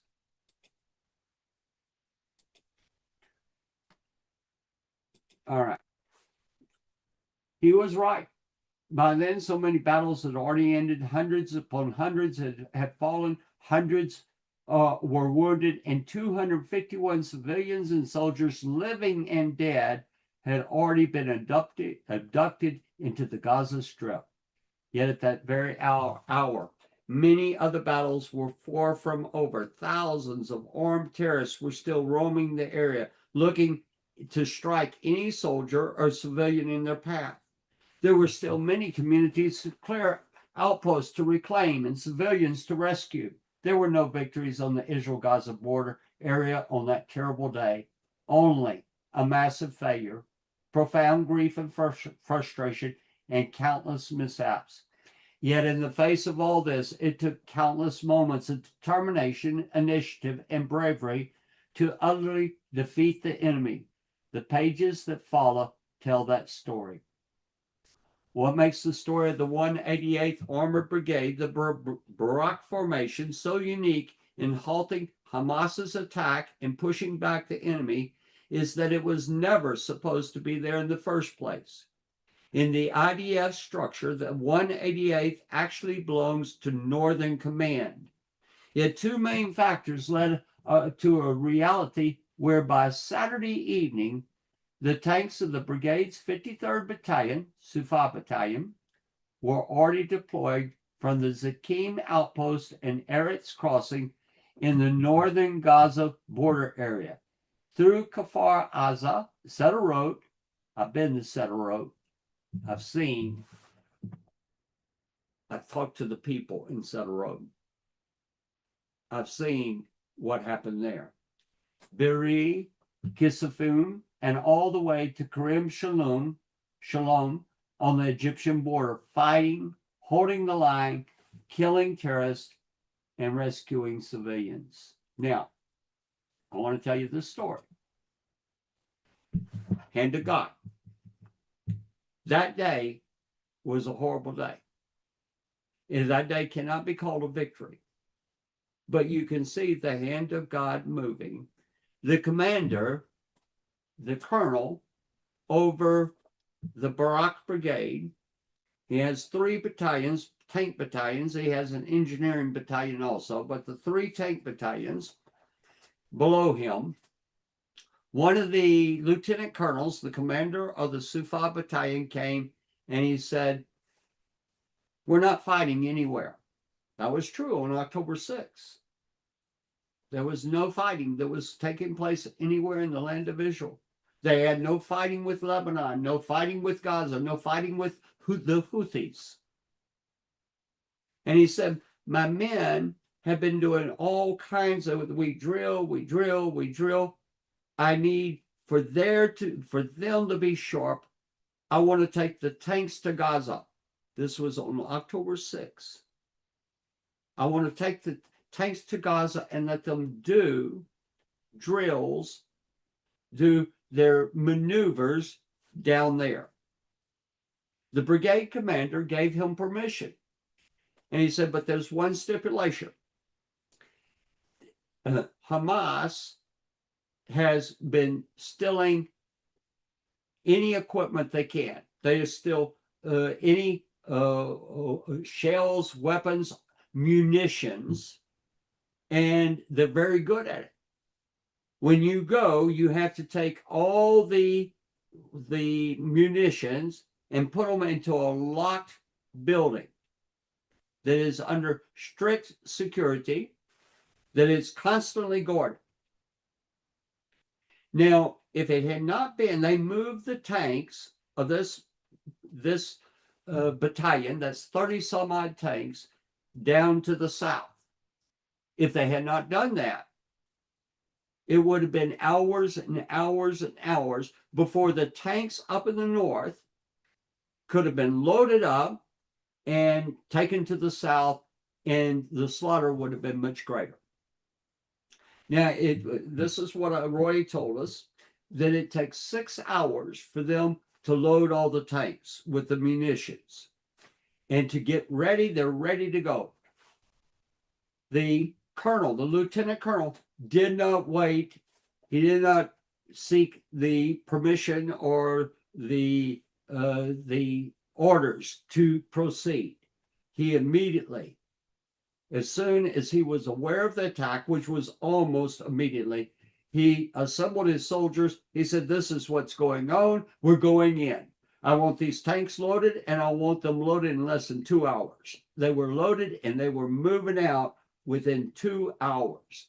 And as the people heard the tanks coming, the people cried, "The tanks are here." And they knew that relief was on the way. And so it's quite a story. I hope that each of you will get a copy of it, because I believe that the Army is every much a link to everything, the Calves, the colors returning, the weaving, all the various little miracles that we see, big miracles, excuse me, we see of God putting together his holy temple. Because there has to be, within the heart of the people, there has to be a change. There has to be, we need this. We need this. In 2023, October 6th, they had just finished Sukkot. October 6th was Hoshana Rabbah.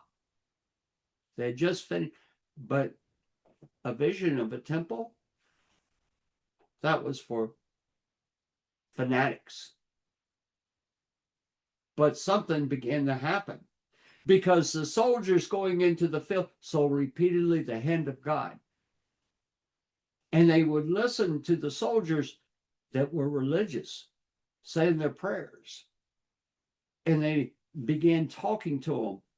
And within a matter of months, soldiers that had never worn tzitzit, they could not keep up with the demand for the tzitzit. God was doing a spiritual work. Judgment begins at the house of Israel, but that judgment doesn't stop there.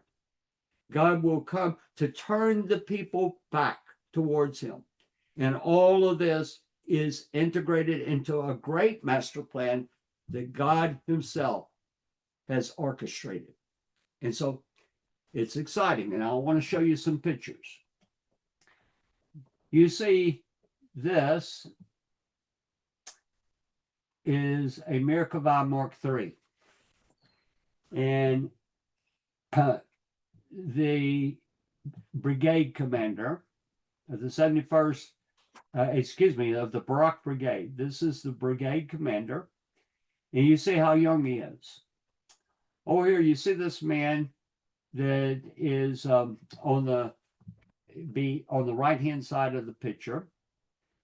He was from the Barak Brigade, and he fought in the 1967 Six-Day War. He was the driver that drove us up, and he told us details. We met generals that fought in the 1973 Yom Kippur War. It was amazing, but this tank has a history. This tank was in Gaza, and it had a crew of 4. And the soldiers in the tank were killed because a Hamas fighter jumped on the tank and dropped a grenade inside the tank and killed all the soldiers. And they brought it here. It's repaired. That tank can roll into battle. But that tank is a message of what we're fighting for. And so, next to it, this is an armored personnel carrier. It was in Gaza. And by the way, this guy in the shorts over here, he's a brigadier general. He's retired. He fought in the Yom Kippur War. And so here, I'm trying to see if Roy E. is in here. Okay. This personnel carrier, 8 soldiers from the Barak Brigade died in that. A Hamas fighter jumped on the front of that personnel carrier, and he had a satchel bomb and threw it inside, and it killed all the soldiers. It can go back into battle. It's been reconditioned. It's operational. But right now, it serves a purpose for the families, for the members. There's a room that's there. It's called the Moreshet Karav room. It is the room of the memorials of all the boys and women that have died from this brigade, going back all the way to 1948. They have a film, and they're going to send us the film. It's in English, and it gives you the history of the brigade. And it's a short film. They tried to send it today, but it didn't come. And so when we get it, I'm going to show it to you. But I want to thank all of you that have donated to the David Fund, or if you donated to any other organization that has given support and aid. What's that? You're not showing your screen. Oh, thank you. All right. I'll go back and show you this picture. Okay, here's the Merkava Mark III, Mark IV. This is Merkava Mark IV. And this is the one that the 4 soldiers died in. And here, this is the man that fought in the 1967 war. His name is Nahum. And here's the brigade commander to my right-hand side. And here, this is a brigadier general, retired, that was up there. They all come up there and spend time there. And this is the armored personnel carrier. This is the brigade commander right here. And but this is the armored personnel carrier that 8 soldiers died in. Okay, now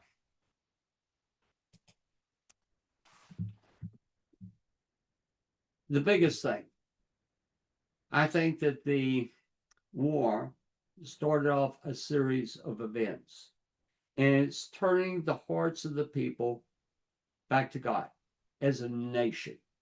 Okay, I believe that God is restoring everything necessary for the temple. I mean, we've seen the lechem hapanim come back, the bread, the showbread. We've seen the tekelet, the blue color, the argamon, the purple, the sheni tolat. We have seen the incense. Very possibly, we're going to have it. We have heifers being born every few weeks right now in the north. We have the people are moving, the rabbis are crossing the boundaries from before, and they're saying, hey, we have questions that no commentary answers. We have questions that we're going to have to make decisions on. We're moving from the aspect, and this is the greatest of all miracles, we're moving from opinion to what can we establish. And that is something that I have prayed and prayed and prayed over. Up to this point, everything has been, well, according to this opinion, according to that opinion, and it's changing. And while seeing those heifers was amazing, talking and interviewing with the rabbis was fantastic. Going to the army base and feeling the spirit, walking on the Temple Mount barefooted and prostrating, seeing the things that Edgar and his team were filming. And after we left, they went down to the pools of Solomon, and they got some tremendous video coming out. None of it is going to match this thing of now we're having decisions made based upon what can we establish. That has been the greatest hurdle to the Holy Temple being rebuilt. And I had the opportunity to have a front row seat to see it happening. I hope that you have numbers of questions. I hope that you have hundreds of comments.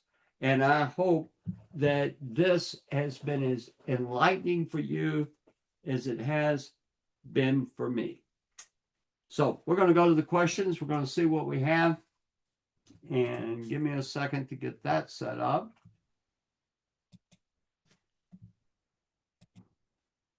All right. Again, I want to thank the moderators. And I want to ask you to please like, share, subscribe, follow. If you do all these things, all that will help in everything that we're doing here. All right. So, Janet Meadows, again, every week. Janet, I got to say I love you. You're great. Okay? From Georgia. Gabe Silliman from Washington State. Welcome, Gabe. Glad you're here. Gail Thomas. Gail was on the right before the 2023 attack. She went with us to Israel in the summer before that, and it was great getting to know her. Jeff Fosberg was just part of our research team. He was on our last trip where we went specifically to study the temple from Michigan. And Richard Setzinger from Greenwood, Arkansas. And Richard, Kevin is loving your help with everything there on the newsletters and stuff. Thank you so much. Okay, Scott Paddock, part of our research team and a tremendous teacher of the Holy Temple from Huron, Ohio. All right, Jim McBee.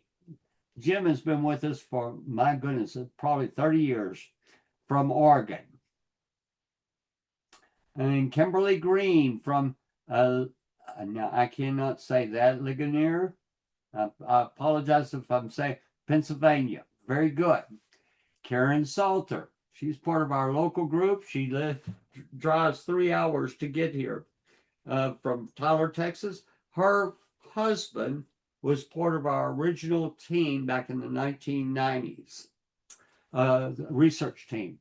Terry Miller, and boy, he comes here for services, great friend. All right, Odette Molinari Pilon from Vegas. Wow. All right. And I know Odette, yes. All right. Hey, I know this lady, my wife Debbie. Shalom from Crosby.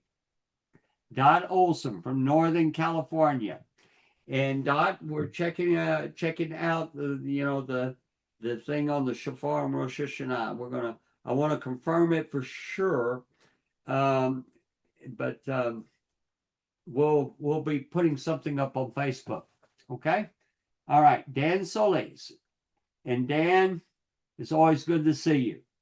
And Ann Shepard from Port Neches, Texas. She's part of our local group. Hector Serrato from Shalom Family. Very good. All right. Becky Huckabee Janelle from Glenrose. Becky, it's good to see you. Talk to Jackie frequently. All right. Darren Anthony from New York City. A few weeks ago, I asked how Elijah was able to make an Olah offering on Mount Carmel. Okay, so a rabbi friend explained to me the prophet is allowed to if it's for a greater goal.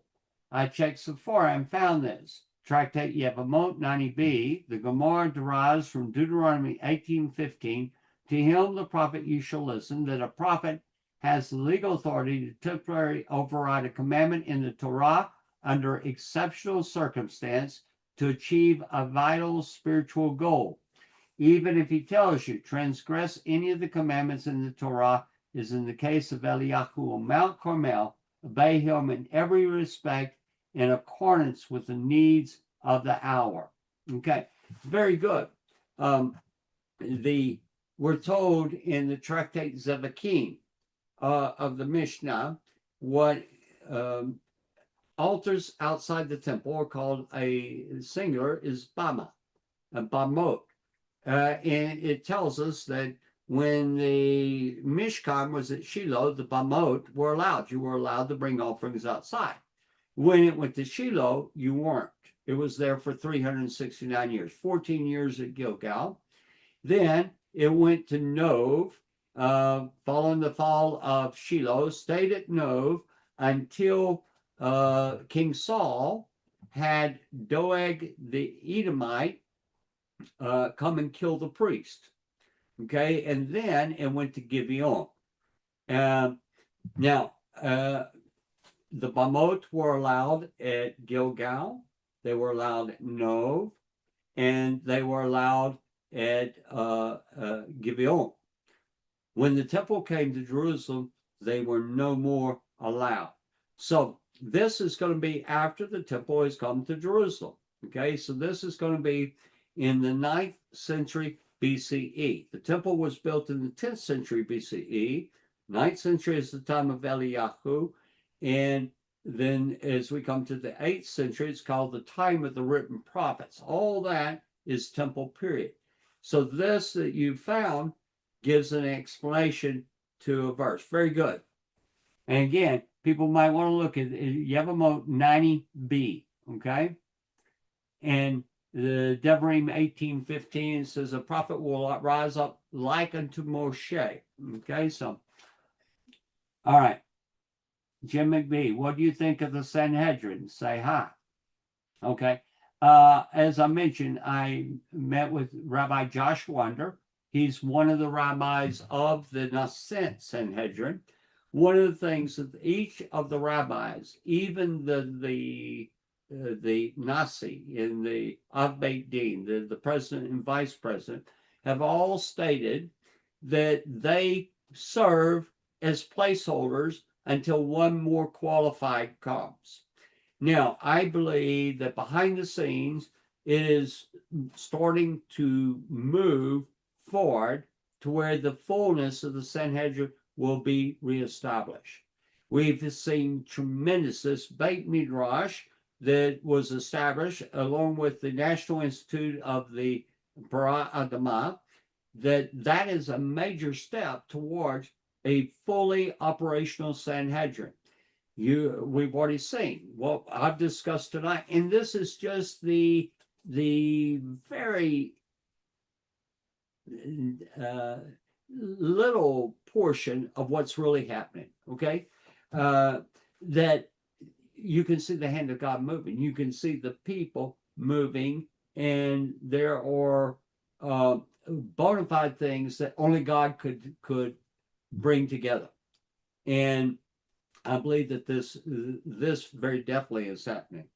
And by the way, I did not tell you all the things we did. For instance, we went down to the Balm of Gilead farms at the northern end of the Dead Sea. This is where they are growing plants that are used in the incense. The man that was there was absolutely fascinating. But what I found even more fascinating than the place and the plants and the stories he told is he asked me if I was aware of the incense that has, that was discovered back in 1992. Okay.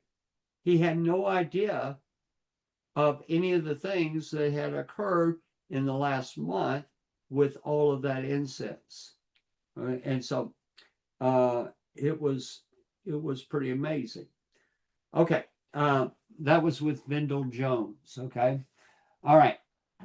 What do I think of the Sanhedrin? I think that it is starting to move. It needs to move. It needs to grow in strength, and it's going to assume its proper place. I can say that without hesitation. We pray a prayer in the Amidah to restore our judges as at the first. We have judges. We have Sanhedrin.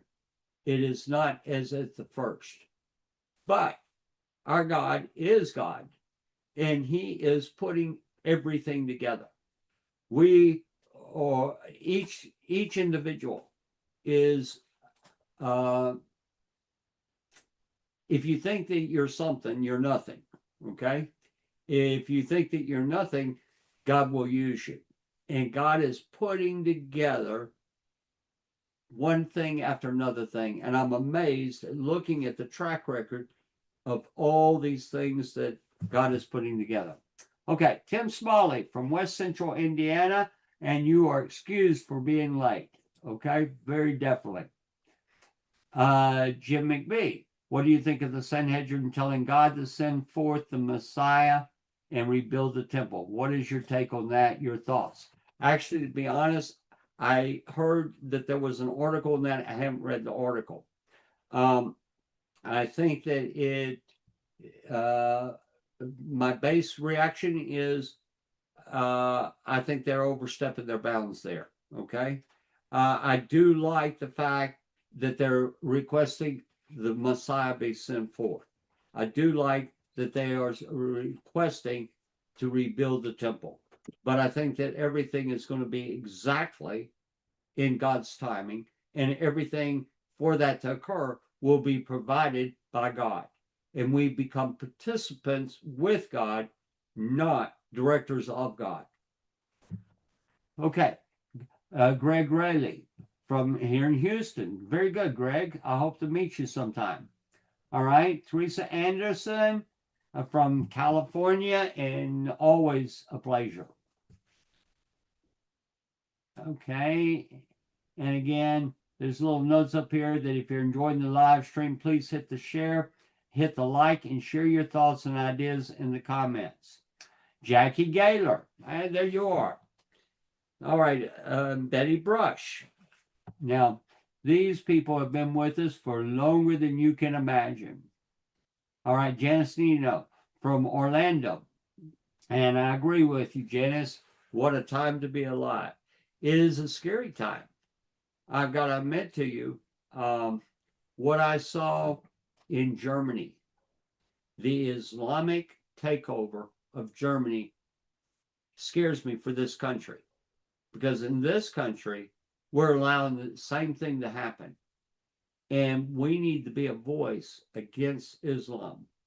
Islam, by the way, you know, it says that the temple will be a house of prayer for all nations.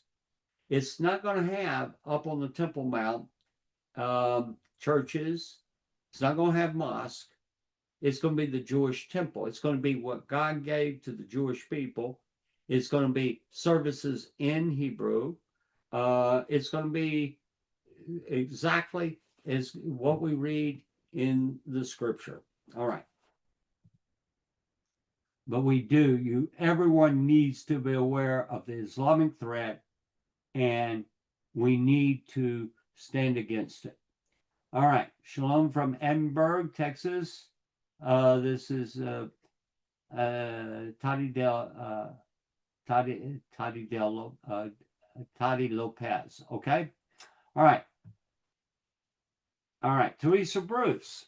All right. And so, Teresa, thank you so much. And how close are they to nailing down the exact location for the slaughter and burning of the red heifer on the Mount of Olives? Well, they've got a general location. I'm hoping that God will open some doors that we can share some of the things we've discovered. But because I think we can zero in on the location. And that'll have to come as God opens the door. We are not going to go and say, oh, we want to tell you what we've got. God's going to have to open the doors. Okay? All right. Toddy says, Hashem bless y'all and keep y'all. I miss being here. Thank you, Moray Joseph, to you and your beautiful wife, Debbie, and team. Thank you. All right. All right. From Evangeline Grayego, shalom and shalom to you. Betty Brush, the hand of God. Janet, Meta is amazing beyond belief. This is Ann Shepherd. This is definitely God led. Thank y'all for doing this. This helps. Believe me. Living in the prophetic times and loving it. Baruch Hashem from Tim Smalley, Barry Brush, Shalom from Hudson, Wisconsin. Teresa Anderson, I agree with Betty. Such a miraculous unfolding. Barb Laswell DeCamp. Okay, Barb DeCamp. Shalom from Hereford, Arizona. Totally miraculous. And Barb, we're praying for you. Teresa Anderson. Who makes the final decision that the red heifer qualifies for the ritual? Okay. That's a good question.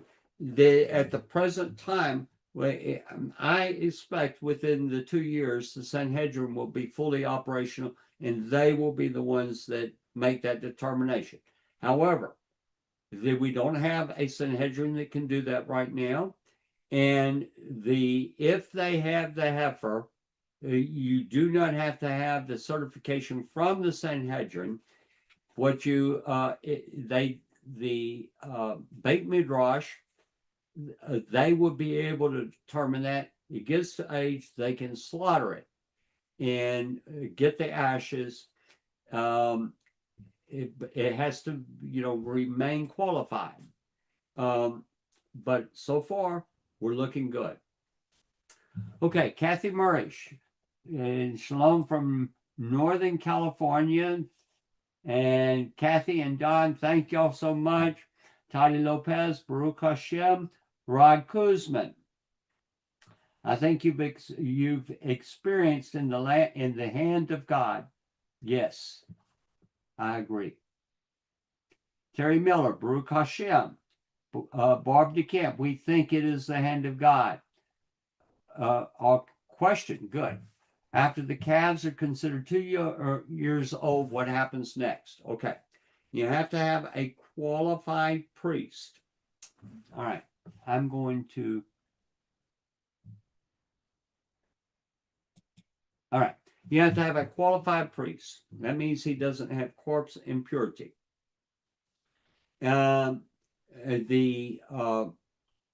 now we have a qualified priest. Everybody asks me, how old does he have to be? He has to be 12 years old. Now, there are some other things. We're told in the Mishnah that they had boys. We're told that these boys were 8 years old in the Tosafta, and they were the ones that went to draw the water. Whether that is a requirement or not, I can't say. The halakhic authorities, they will make a decision on that. Now, we're told that one who is pure has to slaughter the heifer. Now, you say, does that mean that he has corpse impurity? That again comes down to halakha. It could mean that he simply does not have any other impurity. Now, the one for sure that has to be free from corpse impurity is the Kohen, that is charged with, once the cow is slain, and I believe he actually possibly is the one that slays it, that he will set it on fire, and when it bursts open, he's required to throw a piece of cedar, a cedar stick, a hyssop plant, and shani tolat cloth, all wrapped together, into the corpse. He has to draw the blood, and the blood, he has to go to a certain point. He has to face the temple, and he has to sprinkle that blood 7 times. He has to count as he does it. Now, he has to have, anciently,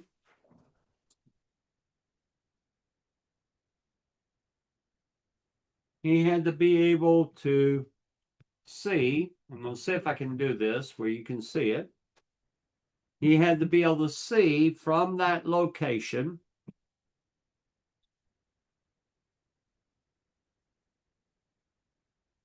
Now, here we have the inner courtyards. He's up here. He's about this high. Okay. He's about at the same height as the temple building. Okay.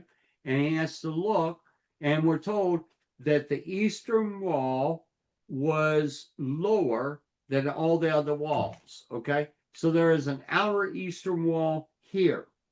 Generally, that's what the rabbis believe was referred to. It's not, because the mountain slopes down and the wall is lower on the mountain. Okay, so this is the wall that is lower. He has to look over that wall. He has to be able to look through the Nicanor gate and see right to that point. He has to have a line of sight. Okay, and so that today we don't have a temple building, and so there has to be a decision right now. The opinion, okay, the opinion is all he has to do is look towards where the temple building was. I think that that's going to be a question as they get closer to the time. Questions will arise, and they will say, we have to have a decision on this, and it has to move from opinion to this is the way we do it. Okay, and that has to be established by all the various facts. Now, my group, we know where on the Mount of Olives that the priest stood. We know that the Nicanor gate was higher than what has previously been thought. It's from a measurement out of Josephus, but we've been able to prove that that measurement is correct. We know that the altar, the height of the altar, they used a shorter cubit than for the width. And that was to allow the priest to be able to look through the Nicanor gate, over the eastern wall of the court of the women, through the Nicanor gate, and be able to see the exact location. Right now, that's where the Dome of the Rock and the Dome of the Chain are. And so there's going to have to be a decision that's made, and we'll see as that comes forth what they come up with. Okay? All right. Now, places to go to read. Go to the Mishnah and read the Tractate Parah. Also go to the Tosefta and read the Tractate Parah. And you can go to, I would start those two places. Okay? All right. Does anyone else need to use them? Oh, wait. I have one more thing. You have a priest that collects the ashes. The question is, does that priest have to have corpse impurity? It doesn't appear so, because he becomes unclean in the process. He gets an impurity. But if it were corpse impurity, it will require 7 days. Okay, 7 days. That's how long the red heifer ceremony takes to go from being unclean to becoming clean. And so the big question is, he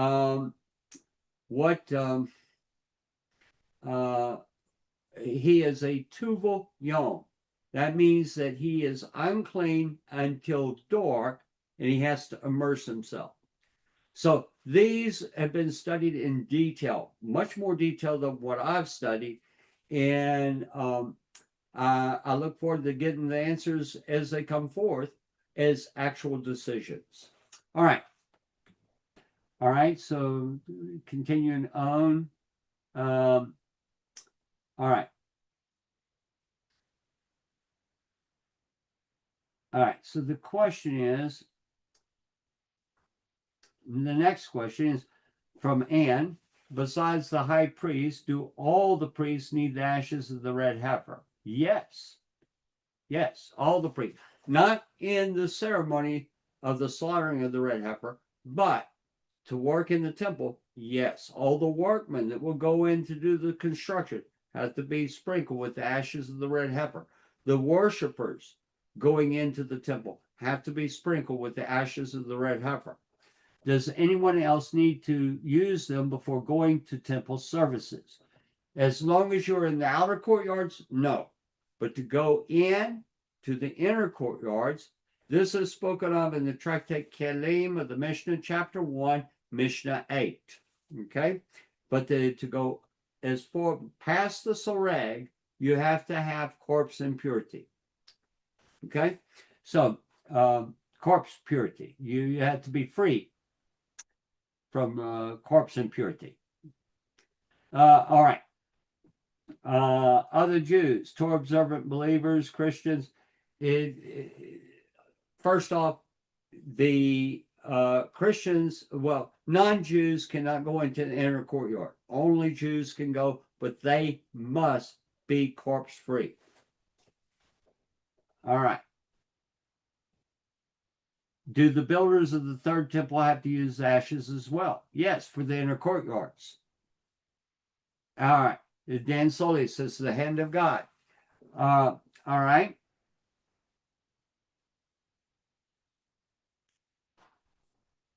All right. Barb DeCamp. Once the red heifers are considered 2 years old, what happens next? Okay, we already covered that. All right. Teresa Anderson asking everybody to share. Terry Martin's telling me I wasn't sharing back a little while ago the slides. And Gail Thomas too. All right. Rod Kuzman, you've certainly cleared up some questions I had regarding that horrible time. Very good. Very good. I hope all of you will get the book. I don't know. They have not made a final decision if they're coming to New York. If they do come, they have invited me and Debbie to go up there. We'll have to pray and see, if we can do that or we need to do that. All right. Can you show the brigade pictures again? They did not show up on the screen. Let me see. They should. Let me get back to them.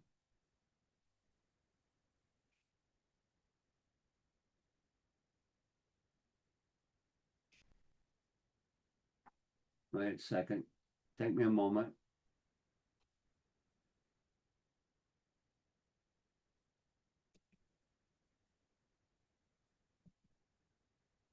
All right. So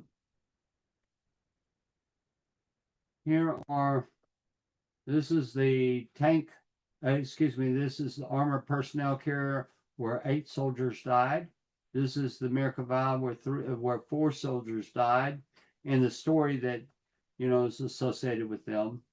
And this is the book. The tanks are here. This is the Hebrew edition. And I've already got the PDF of the English edition, and it will be out October 7th. Okay? All right.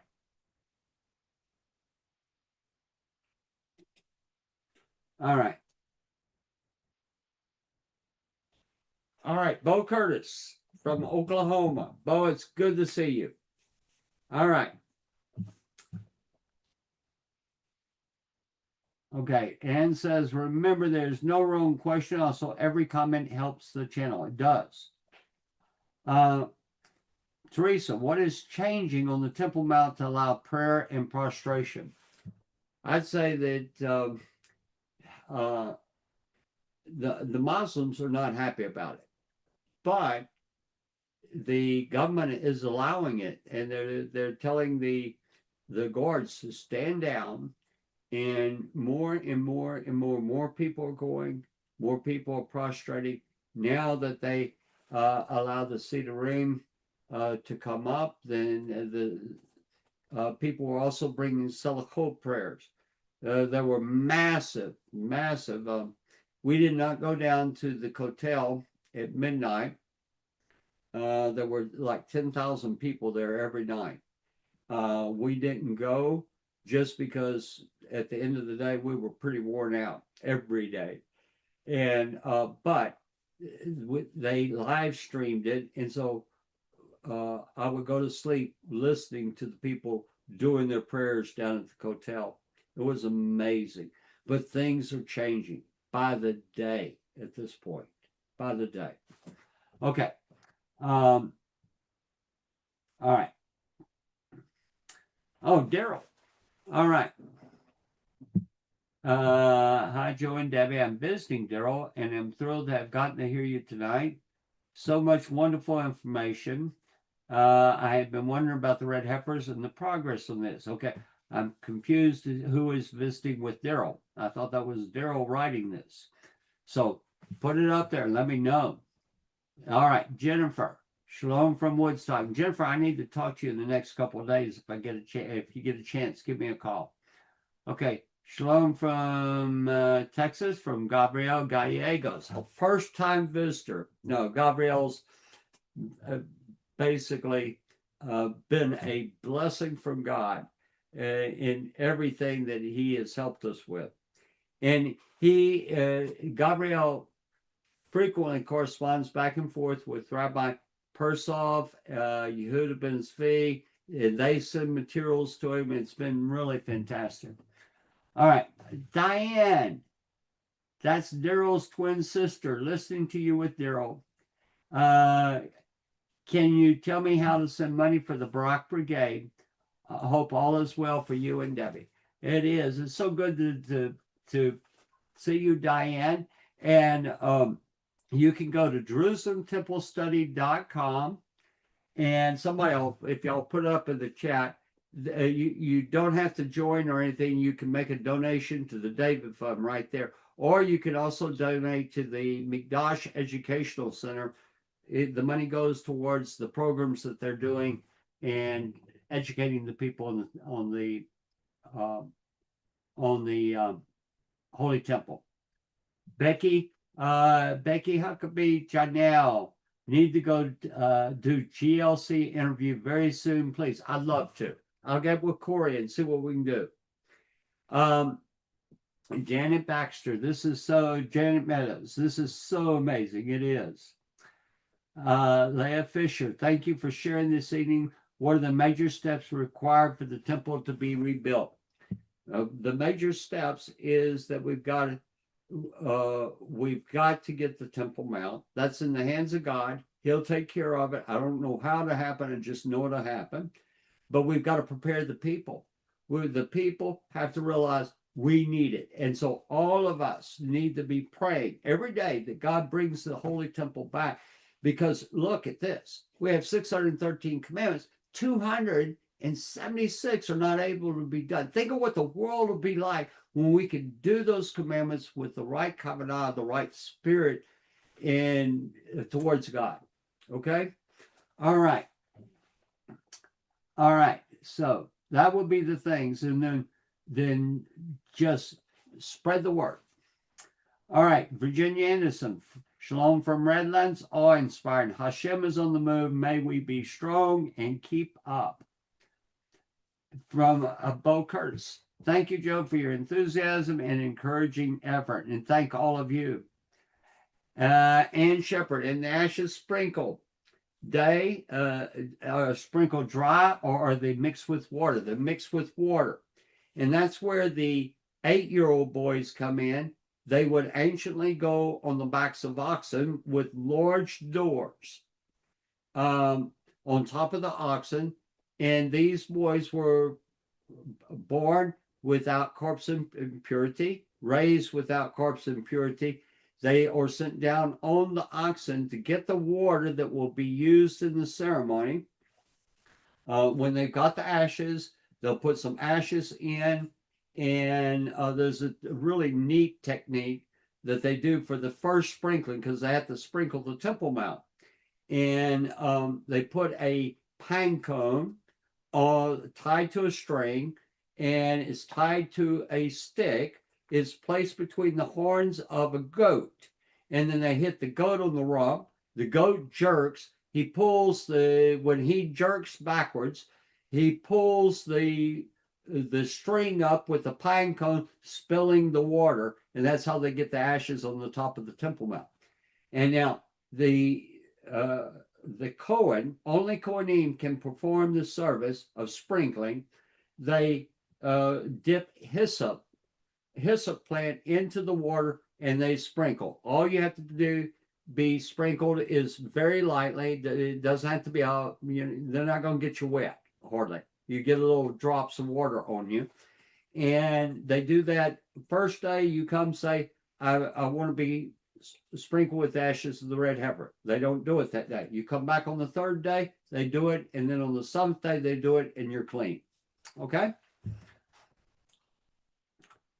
All right. Oh, my son Isaiah. Hi, Dad. Just an observation. Jacob Israel was a twin.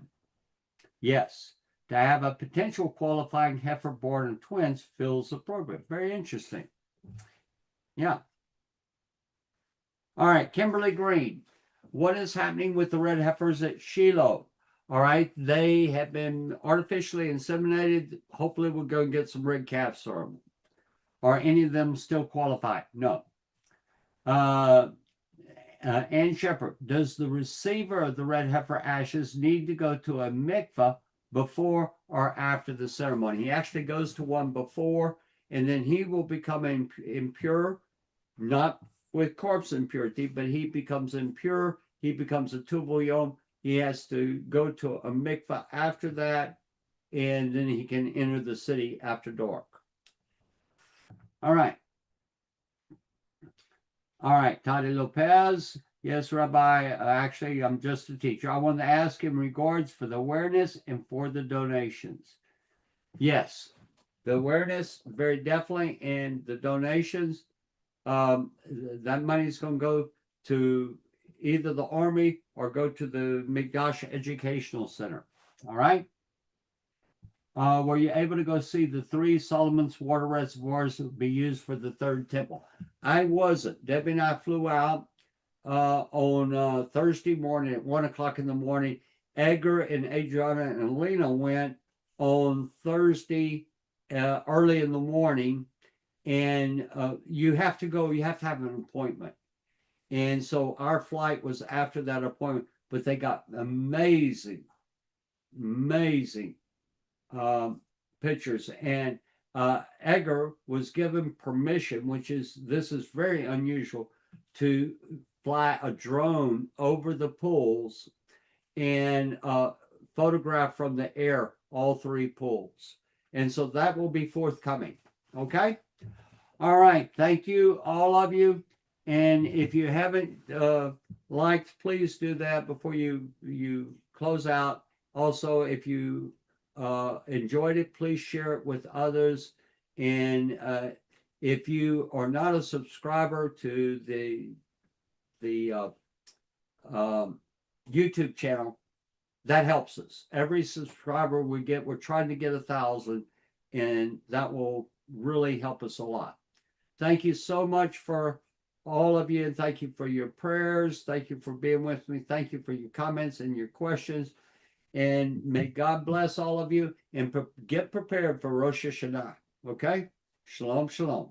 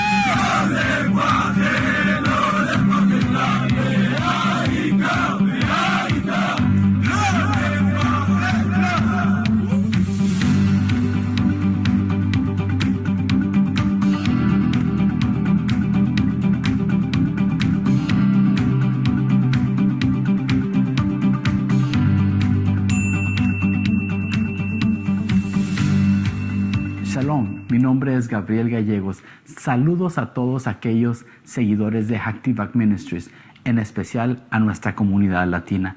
El día de hoy queremos compartir con ustedes uno de los artículos más impresionantes que podemos tener en nuestra tienda virtual. Te invitamos a que te quedes y a conocer más del modelo tridimensional del templo.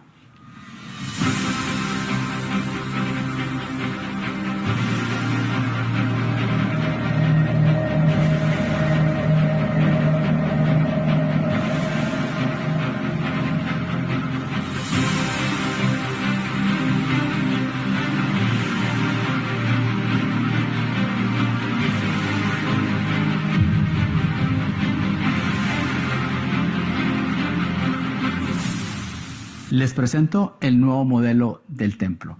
Una de las cosas adicionales que se han agregado en esta impresión es esta base donde está de una manera inclinada a 45 grados. ¿Para qué? Para que pueda enseñarse mejor a nuestra audiencia. O si usted, al igual que a mí, le gusta ponerlo de la manera tradicional y ponerlo en una superficie plana, pues también puedo hacerlo. De esta manera usted lo puede poner en su oficina o en su lugar de estudio o en su lugar de reunión. ¿Para qué? Para que la gente pueda admirar la gran maravilla de lo que se ha podido llegar a hacer.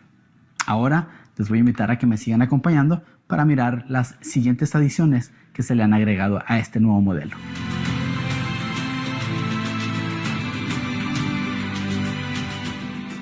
Uno de los nuevos aspectos de este nuevo modelo tridimensional son los colores que se han añadido, como el color oro, el color blanco, un café y un café un poquito más claro.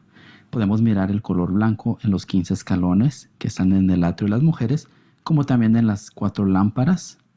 Podemos mirar el color blanco en el misbeaj, en el altar, como también en los 2 escalones que están entre el ulam y el altar. Podemos encontrar este color blanco también en estos pequeños mikvaot o también baños de inmersión que se han añadido. También podemos apreciar en el misbeaj, el altar, se agregaron a color las 3 fogatas y en el centro podemos encontrar de color café más claro las cenizas del altar. Otro de los buenos beneficios de este modelo es de que los edificios adicionales, el techo puede ser removido.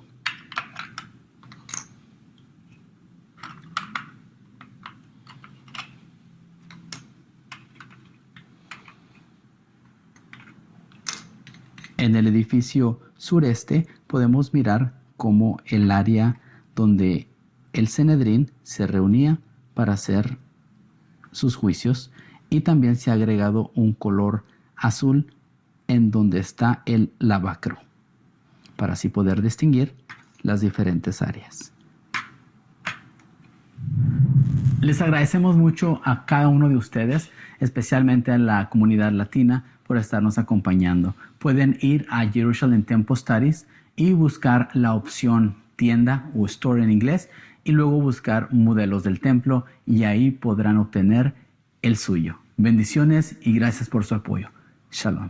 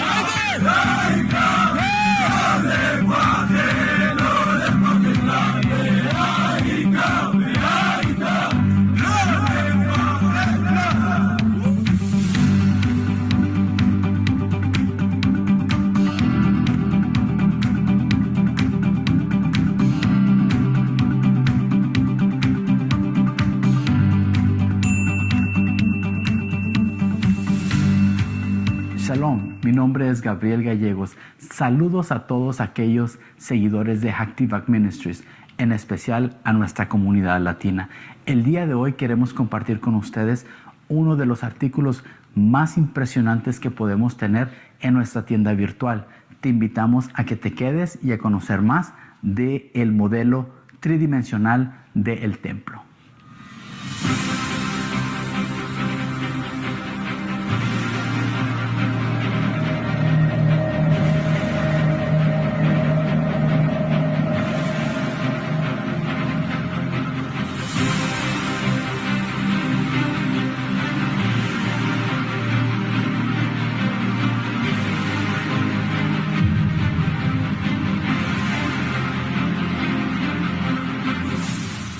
Les presento el nuevo modelo del templo. Una de las cosas adicionales que se han agregado en esta impresión es esta base donde está de una manera inclinada de 45 grados. ¿Para qué? Para que pueda enseñarse mejor a nuestra audiencia. O si usted, al igual que a mí, le gusta ponerlo de la manera tradicional y ponerlo en una superficie plana, pues también puedo hacerlo. De esta manera usted lo puede poner en su oficina o en su lugar de estudio o en su lugar de reunión. ¿Para qué? Para que la gente pueda admirar la gran maravilla de lo que se ha podido llegar a hacer. Ahora les voy a invitar a que me sigan acompañando para mirar las siguientes adiciones que se le han agregado a este nuevo modelo.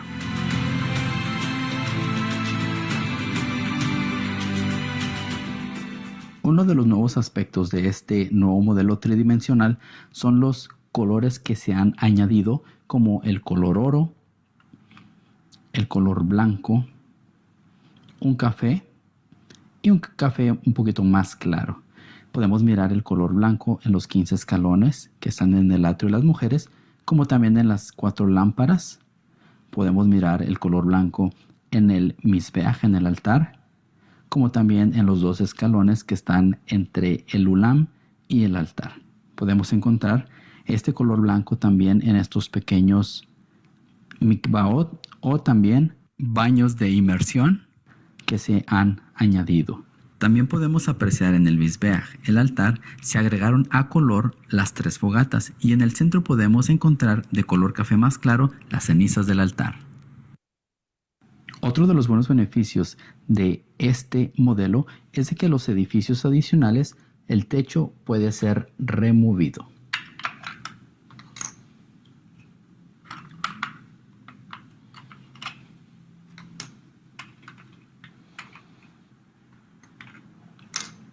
En el edificio sureste podemos mirar cómo el área donde el Sanedrín se reunía para hacer sus juicios, y también se ha agregado un color azul en donde está el lavacro para así poder distinguir las diferentes áreas. Les agradecemos mucho a cada uno de ustedes, especialmente a la comunidad latina, por estarnos acompañando. Pueden ir a Jerusalem Temple Studies y buscar la opción tienda o store en inglés y luego buscar modelos del templo y ahí podrán obtener el suyo. Bendiciones y gracias por su apoyo. Shalom.